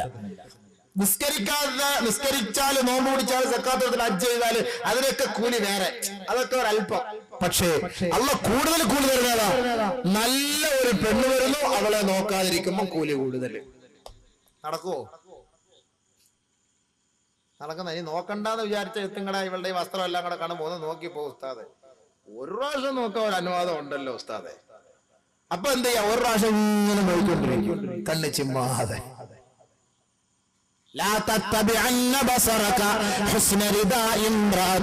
അള്ളാന്റെ റസൂല് പഠിപ്പിച്ചു, ഒരു പെണ്ണിന്റെ അംഗലാവണ്യത്തിലേക്കും അവരുടെ മസാക്കലിയിലേക്കും നീ നോക്കരുതേ. മസാക്കലി ഇന്ന് ഇറങ്ങിയെങ്കിൽ റസൂലുള്ളാഹി തങ്ങൾ അന്നേ പറഞ്ഞൊരു മസാക്കലി എന്ന് പറഞ്ഞൊരു സാധനം ഇറങ്ങുമെന്ന്. ഒരു കൊതുകുവല പോലത്തെ ഒരു സാധനം കൈക്ക് ഇല്ലേ? ഇൻഷാ അല്ലാഹ് പെട്ടെന്ന് തന്നെ കാലിലും കൊതുകുവല പോലത്തെ വസ്ത്രം വരും. പഴയ ഉണ്ട്. പിന്നെ വാപ്പായും ഉമ്മായൊക്കെ പേടിച്ചിട്ട് ഒരു ഇച്ചിരി മയത്തോട് കൂടിയാണ് ഇടുന്നത്. അവരും കൂടെ ഒന്ന് കണ്ണടച്ചു കഴിഞ്ഞാൽ കൊതുകുവല കാല് മുതൽ താഴോട്ട്. പിന്നെ ഫോട്ടോ എടുത്ത് പുതിയ കെട്ടിടങ്ങൾ കെട്ടുമ്പോൾ അതിന്റെ മുന്നിൽ കൊണ്ട് തൂക്കിയാൽ മതി, ആരും കണ്ണുവിടാതിരിക്കുവാണ്. ആ വസ്ത്രമായി അയ്യേ നാണക്കേട് മുസ്ലിം ഉമ്മത്ത്. സ്ലിറ്റ് ഇവിടം വരെ കീറിയ ഒരു സാധനം, ഇവിടം വരെ കീറിയത്. ബൈക്കിലൊക്കെ പിറകിയിരുന്ന് പോകുമ്പോ മഴവെള്ളവും കൂടെ വീഴുമ്പോ അല്ലാഹ് കാക്കട്ടെ, ഞാൻ പറയുന്നില്ല. ഇതൊക്കെ നമ്മൾ ഇന്ന് എന്തായി കാണുന്ന? ചുമ്മാന്നോ ഈ പീഡനങ്ങൾ ഉണ്ടാകുന്ന? നാണമില്ലേ ഈ പെണ്ണുങ്ങൾക്ക്? നാണമില്ലേ? സഹോദരിമാർ എത്ര പറഞ്ഞാലും കേൾക്കൂല. ഇപ്പോൾ അവർ പറയും മുസ്ലിയാക്കന്മാർക്ക് ഇതേ ഉള്ളൂ, ഈ പെണ്ണുങ്ങളെ കുറ്റം പറയുക, അവരങ്ങ് നല്ല ആൾക്കാരാ. എന്റെ പൊന്നു പെങ്ങളെ, നിങ്ങളുടെ നാളെ നരകത്തിൽ കിടന്നുള്ള ശിക്ഷ കാണുന്നതും കേൾക്കുന്നതും അതിന്റെ അനുഭവവും പഠിച്ചതിന്റെ പേരിൽ വിഷമം കൊണ്ട് പറയുക. നിങ്ങൾ ഒന്നുമില്ല അടക്കണത് അമ്മക്ക് വലിയ ഇഷ്ടം, കാരണം എല്ലാവരും കാണാമല്ലോ. അല്ല, നിങ്ങളുടെ ഹൈറിന് വേണ്ടിയിട്ടാണ് നമ്മൾ ഈ പറയുന്നത്. അവർ ചിലപ്പോ പറയും ഏത് മുസ്ലിയാര് വന്നാലും അവർക്ക് ഇങ്ങനെ മുസ്ലിയാർ ഈ പെണ്ണുങ്ങളെ വസ്ത്രം. നിങ്ങൾ വാത് കഴിയുമ്പോ ഒന്ന് നോക്കിക്കോളി ഏതൊക്കെ കോലത്തിലാ പോണെന്ന്. വാതിന് വരുമ്പോ ഭയങ്കര അതവ്, മയ്യത്ത് വീട്ടിൽ പോകുമ്പോ ഭയങ്കര അതവ്, പള്ളിക്കുടത്തിൽ പോകുമ്പോ ഇല്ല, കല്യാണ വീട്ടിൽ പോകുമ്പോ ഇല്ല, മാർക്കറ്റിൽ പോകുമ്പോ ഇല്ല, കോളേജിൽ പോകുമ്പോ ഇല്ല, വേറെ ഒരു സ്ഥലത്തും ഇല്ല. ഇത് ശരിയോ? ന്യായമാണോ? ന്യായമായ കാര്യമാണോ ഇത്? അതുകൊണ്ടാ പറയുന്നത് നമ്മുടെ പെങ്ങന്മാരാണ്, നമ്മുടെ സഹോദരിമാരാണ്. അല്ലാഹുവിന്റെ റസൂൽ റഅയ്തുൻ നിസാ റഅയ്തുൻ നാര വറഅയ്തു അക്സറ അഹ്ലിഹാ അന്നിസാ. അല്ലാഹുവിന്റെ റസൂൽ മിഅ്റാജിന്റെ രാവിലെ പോയപ്പോ ഹബീബായ തങ്ങൾ പറയുകയാ, റഅയ്തുൻ നാർ, ഞാൻ നരകം കണ്ടു, വറഅയ്തു അക്സറ അഹ്ലിഹാ അന്നിസാ. ആ നരകത്തിൽ കൂടുതലും പീഡനങ്ങൾ അനുഭവിക്കുന്നത് സ്ത്രീവർഗമാണെന്ന് അല്ലാഹുവിന്റെ റസൂൽ ശടിച്ചു പറഞ്ഞിട്ട് പൊന്നുമോളായ ഫാത്തിമ ബീവിയെ കെട്ടിപ്പിടിച്ച് പൊട്ടിക്കരഞ്ഞു പോയി. ഉടനെ സഹാബത്ത് ചോദിച്ചു, യാ റസൂലല്ലാഹ് അയക്ഫുർന ബില്ലാഹ്, അവർ അല്ലാഹുവിനെതിരെ പ്രവർത്തിക്കുന്നതിന്റെ പേരിലാണോ നബിയേ? ബഹുമാനപ്പെട്ട പ്രവാചകൻ സല്ലല്ലാഹു അലൈഹി വസല്ലമ തങ്ങൾ പറഞ്ഞു, അത് മാത്രമല്ല, തന്റെ ഭർത്താവിനോട് ആരാധനവ് കാണിക്കുകയും തന്റെ ഭർത്താവിന്റെ മേൽ അവൾ ഇഷ്ടപ്പെടുന്നതും ഭർത്താവിനെ കൊണ്ട് താങ്ങാൻ പറ്റാത്തത് നിർബന്ധിക്കുകയും ഭർത്താവിന്റെ ഉത്തരവാദിത്വം നിറവേറ്റാത്തവളും അല്ലാഹുവിനോടുള്ള കടപ്പാട് നിറവേറ്റാത്തവളുമാണ്. ഇവര് നരകത്തിൽ കിടക്കുന്നത് ഞാൻ കാണുന്നുണ്ട്, ഞാൻ കണ്ടിട്ടുണ്ട് എന്ന് നബിതങ്ങൾ പറഞ്ഞത് കൊണ്ടാണ് നമ്മളെടുത്ത് പറയുന്നത്. നിങ്ങളും പോയി അവിടെ നേരത്തെ ഓതിയത് കേട്ടില്ല ആയത്തൊക്കെ. അവിടെ പോയിട്ട് എന്റെ ഇക്ക ഒന്ന് രക്ഷപ്പെടുത്തിക്ക, അതാ വരുന്നിക്ക, രണ്ടുപേര് വരുന്നിക്ക, റൂവിനെ പിടിക്കാൻ വരുന്നിക്ക എന്ന് വിളിച്ചാന്നും ഇക്ക ഒന്നും അവിടെ തിരിഞ്ഞു പോലും നോക്കൂല. ഇക്ക വേണമെങ്കിൽ പറയാം, എന്റെ പെണ്ണും പിള്ളേം കൂടെ നിനക്ക് ബലി തന്നേക്കല്ല, എന്നെ ഒന്ന് രക്ഷപ്പെടുത്തുന്നു പറയും. ഇക്കടെ സ്നേഹം എത്രയേ ഉള്ളൂ. അതാ ഞാൻ നേരത്തെ ആയത്തെ ഓതിയത്, ചുമ്മാ ഞാൻ പറയല്ല, വെറുതെ പറയല്ല. വസാഹിബത്തിഹി, എന്റെ ഭാര്യ വേണമെങ്കിൽ ഞങ്ങൾ തന്നേക്കാമല്ല, എന്നെ ഒന്ന് രക്ഷപ്പെടുത്തല്ല, എന്റെ തടി സലാമത്താക്കിത്ത അല്ലാഹ്. ഇവിടെ തൈലം ഇട്ട് കൊടുക്കണം, കൊട്ടൻ ചുക്കാതി ഇട്ട് കൊടുക്കണം, ചൂട് വെള്ളം കാച്ചി കൊടുക്കണം. ഈ കെട്ടിയോനെ നാളെ ആഖിറത്തിൽ ചെന്നിട്ട് ഈ പെണ്ണ് പറയും വേണ്ടാന്ന്, അല്ലെങ്കിൽ ആ കെട്ടിയോൻ പറയും പെണ്ണിനെ വേണ്ടാന്ന്, എന്നെ ഒന്ന് രക്ഷപ്പെടുത്തല്ല, എന്നെ ഒന്ന് രക്ഷപ്പെടുത്തല്ല. ഒരവസ്ഥ വരും. അതുകൊണ്ടാ പറയുന്നത് എന്റെ പൊന്നു പെങ്ങന്മാരോട്, സഹോദരിമാരോട്, ഔറത്തിന്റെ ഭാഗം ശ്രദ്ധിക്ക്. നിങ്ങളുടെ കുട്ടികളെ സ്കൂളിലേക്ക് വിടുമ്പോൾ നിങ്ങൾ പരിപൂർണമായി ഔറത്ത് മറച്ചുകൊണ്ട് വിടും. ആണിന്റെ പാന്റ് എടുത്ത് പെണ്ണിനിട്ട് കൊടുത്തിട്ട് ആ ഇക്കാന്റെ ജീൻസും ഇക്കാന്റെ ടീഷർട്ടും ഇട്ട് പെണ്ണിനിട്ട് കൊടുത്ത് ഇവളെ പള്ളിക്കൂടത്തിൽ ബൈക്കിനകത്ത് പറഞ്ഞു വിട്ടാല് പിന്നെ അവിടെ പീഡനം അല്ലാതെ പിന്നെ പ്രീണനം എന്താണ് നടക്കുക അവിടെ? പിന്നെ ആരാ എന്റെ കുറ്റക്കാരൻ? ഇനി ഭർത്താവ് ഭയങ്കര ഇൻട്രസ്റ്റോട് കൂടി ആ പെണ്ണിന് ഇതൊക്കെ ഇട്ടിട്ട് മിടിയും ടോപ്പൊക്കെ ഇട്ട് ഇങ്ങനെ എന്താ കാല് അപ്പുറത്തും ഇപ്പുറത്തിട്ട് ബൈക്കിനകത്ത് പോവാ. അവിടെ നബിതങ്ങൾ ചർച്ച ചെയ്തു, ഖിയാമത്ത് നാളിന്റെ അടയാളമാണ് സ്ത്രീകൾ അവർ വാഹനത്തിൽ യാത്ര ചെയ്യുമ്പോൾ ഫുറൂജ ഫറൂജ് ബിഫുറൂജിഹിന്ന, അവരുടെ ഗുഹ്യഭാഗങ്ങൾ കൊണ്ട് അവർ ഖിയാമത്ത് നാളിന്റെ അടയാളമാണ്. അല്ലാഹുവിന്റെ റസൂൽ റകിബുനൻ നിസാഉ ബിഫുറൂജിഹിൻ, തന്റെ ഗുഹ്യഭാഗം കൊണ്ട് അവർ യാത്ര ചെയ്യും. തന്റെ ഗുഹ്യഭാഗം കൊണ്ട് യാത്ര ചെയ്യും. എങ്ങനെ ഇപ്പൊ ഗുഹ്യഭാഗം കൊണ്ട് യാത്ര ചെയ്യാ? പാൻറ് ഇട്ടിട്ട് ബൈക്കിൽ ഇക്കാന്റെ പുറകിൽ കയറി അപ്പുറത്തും ഇപ്പുറത്തും കാലെടുത്തിട്ട് കെട്ടിപ്പിടിച്ചുകൊണ്ട് പോവുക. ഉഷാറായിരിക്കും കാര്യങ്ങളെല്ലാം. ഇങ്ങനെയുള്ള യാത്ര എപ്പോൾ സംഭവിക്കും? ഖിയാമത്ത് നാളാകുമ്പോൾ സംഭവിക്കുമെന്ന് ലോകത്തിന്റെ നായകൻ മുഹമ്മദ് മുസ്തഫ. ഓർത്തോ സഹോദര, ഓർത്തോ സഹോദര. അതേപോലെ പ്രവാചകൻ പഠിപ്പിച്ചു, യുഗാറു അലൽ ഗുലാമി കയുഗഖുവാറിൻ നിസാ യുഖ്തബു കഖ്തബത്തിൻ നിസാ. കൊച്ചുകുട്ടികളെ കല്യാണത്തിന് വേണ്ടി ക്ഷണിക്കും, അവരോട് കല്യാണ ആലോചന നടത്തും. വലിയ വലിയ പെൺകുട്ടികളെ കല്യാണ ആലോചന നടത്തുന്നത് പോലെ എന്ന് പറഞ്ഞാൽ വലിയ വലിയ പെൺകുട്ടികളെ പീഡിപ്പിക്കുന്നത് പോലെ കൊച്ചു കൊച്ചു കുട്ടികളെ പീഡിപ്പിക്കപ്പെടുന്ന ഒരു കാലഘട്ടം വരും. മനസ്സിലാക്കിക്കോ, അന്ന് ഖിയാമത്ത് നാളാണെന്ന് നബിയുനാ റസൂലുള്ളാഹി. നടക്കുന്നുണ്ടോ? നടക്കുന്നുണ്ടോ? ഹബീബായ തങ്ങളുടെ വാക്കാണ്. ഇതുകൊണ്ടാ പറയുന്നത്, സൂക്ഷിക്കണമെന്ന്. നമ്മുടെ കുഞ്ഞുമക്കൾക്ക് അടിവസ്ത്രം മാത്രം വിട്ടുകൊടുത്ത് ജംഗ്ഷനിലേക്കും സ്കൂളുകളിലേക്കും കോളേജുകളിലേക്കും അയക്കുമ്പോ 10 വയസ്സുകാരന് അടങ്ങിയിരിക്കാൻ തോന്നൂല, 8 വയസ്സുകാരന് അടങ്ങിയിരിക്കാൻ തോന്നൂല. കാരണം എന്താ? ഇവൻ 24 മണിക്കൂറും കണ്ടുകൊണ്ടിരിക്കുന്നത് അശ്ലീലങ്ങളാണ്. പിന്നെ എങ്ങനെയാണ് ഇവന് മനസ്സിലായി? ഇവന്റെ മനസ്സിനകത്ത് ഇവനിതെല്ലാം തികട്ടി വരുമ്പോ എങ്ങനെയാണ് ഈ കൊച്ചു കുഞ്ഞിനോട് ഇവന് സ്നേഹവും അനുകമ്പയും ഉണ്ടാവുക? അതല്ലേ നെടുങ്കണ്ടത്ത് കണ്ടത്? 4 വയസ്സുകാരിയായ പൊന്നുമോളെ 10 വയസ്സുകാരൻ പീഡിപ്പിച്ചു കൊന്നത്. 4ാം ക്ലാസ്സിൽ പഠിപ്പിക്കുന്ന കൊച്ചുമോളെ 12 വയസ്സുകാരൻ പീഡിപ്പിച്ചു കൊന്ന് മരപ്പത്തിൽ തളച്ചു വെച്ചത്. 4ാം ക്ലാസ്സിൽ പഠിക്കുന്ന പൊന്നുമോളെ 5ഉം 6ഉം 7ലും പഠിപ്പിക്കുന്ന 3 കുട്ടികൾ ചേർന്ന് പീഡിപ്പിച്ചത്. എന്തുകൊണ്ട്? നബിയുനാ റസൂലുള്ളാഹി തങ്ങൾ പഠിപ്പിച്ചു, ഖിയാമത്തിന്റെ അടയാളമാണ് കുഞ്ഞു മക്കളുടെ മേൽ അതിക്രമം കാണിക്കുന്ന ഒരു കാലഘട്ടം വരും.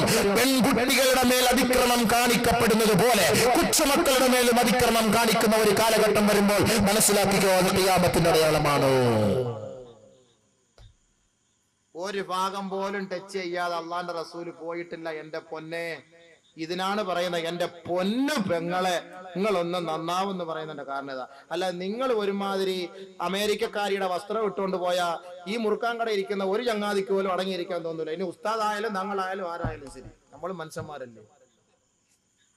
പിന്നെ അല്ലാതെ നമ്മളെ മലക്കുകയല്ല. ഉസ്താദിനെ കാണുമ്പോ നമ്മളൊന്ന് ഇച്ചിരി ഒന്ന്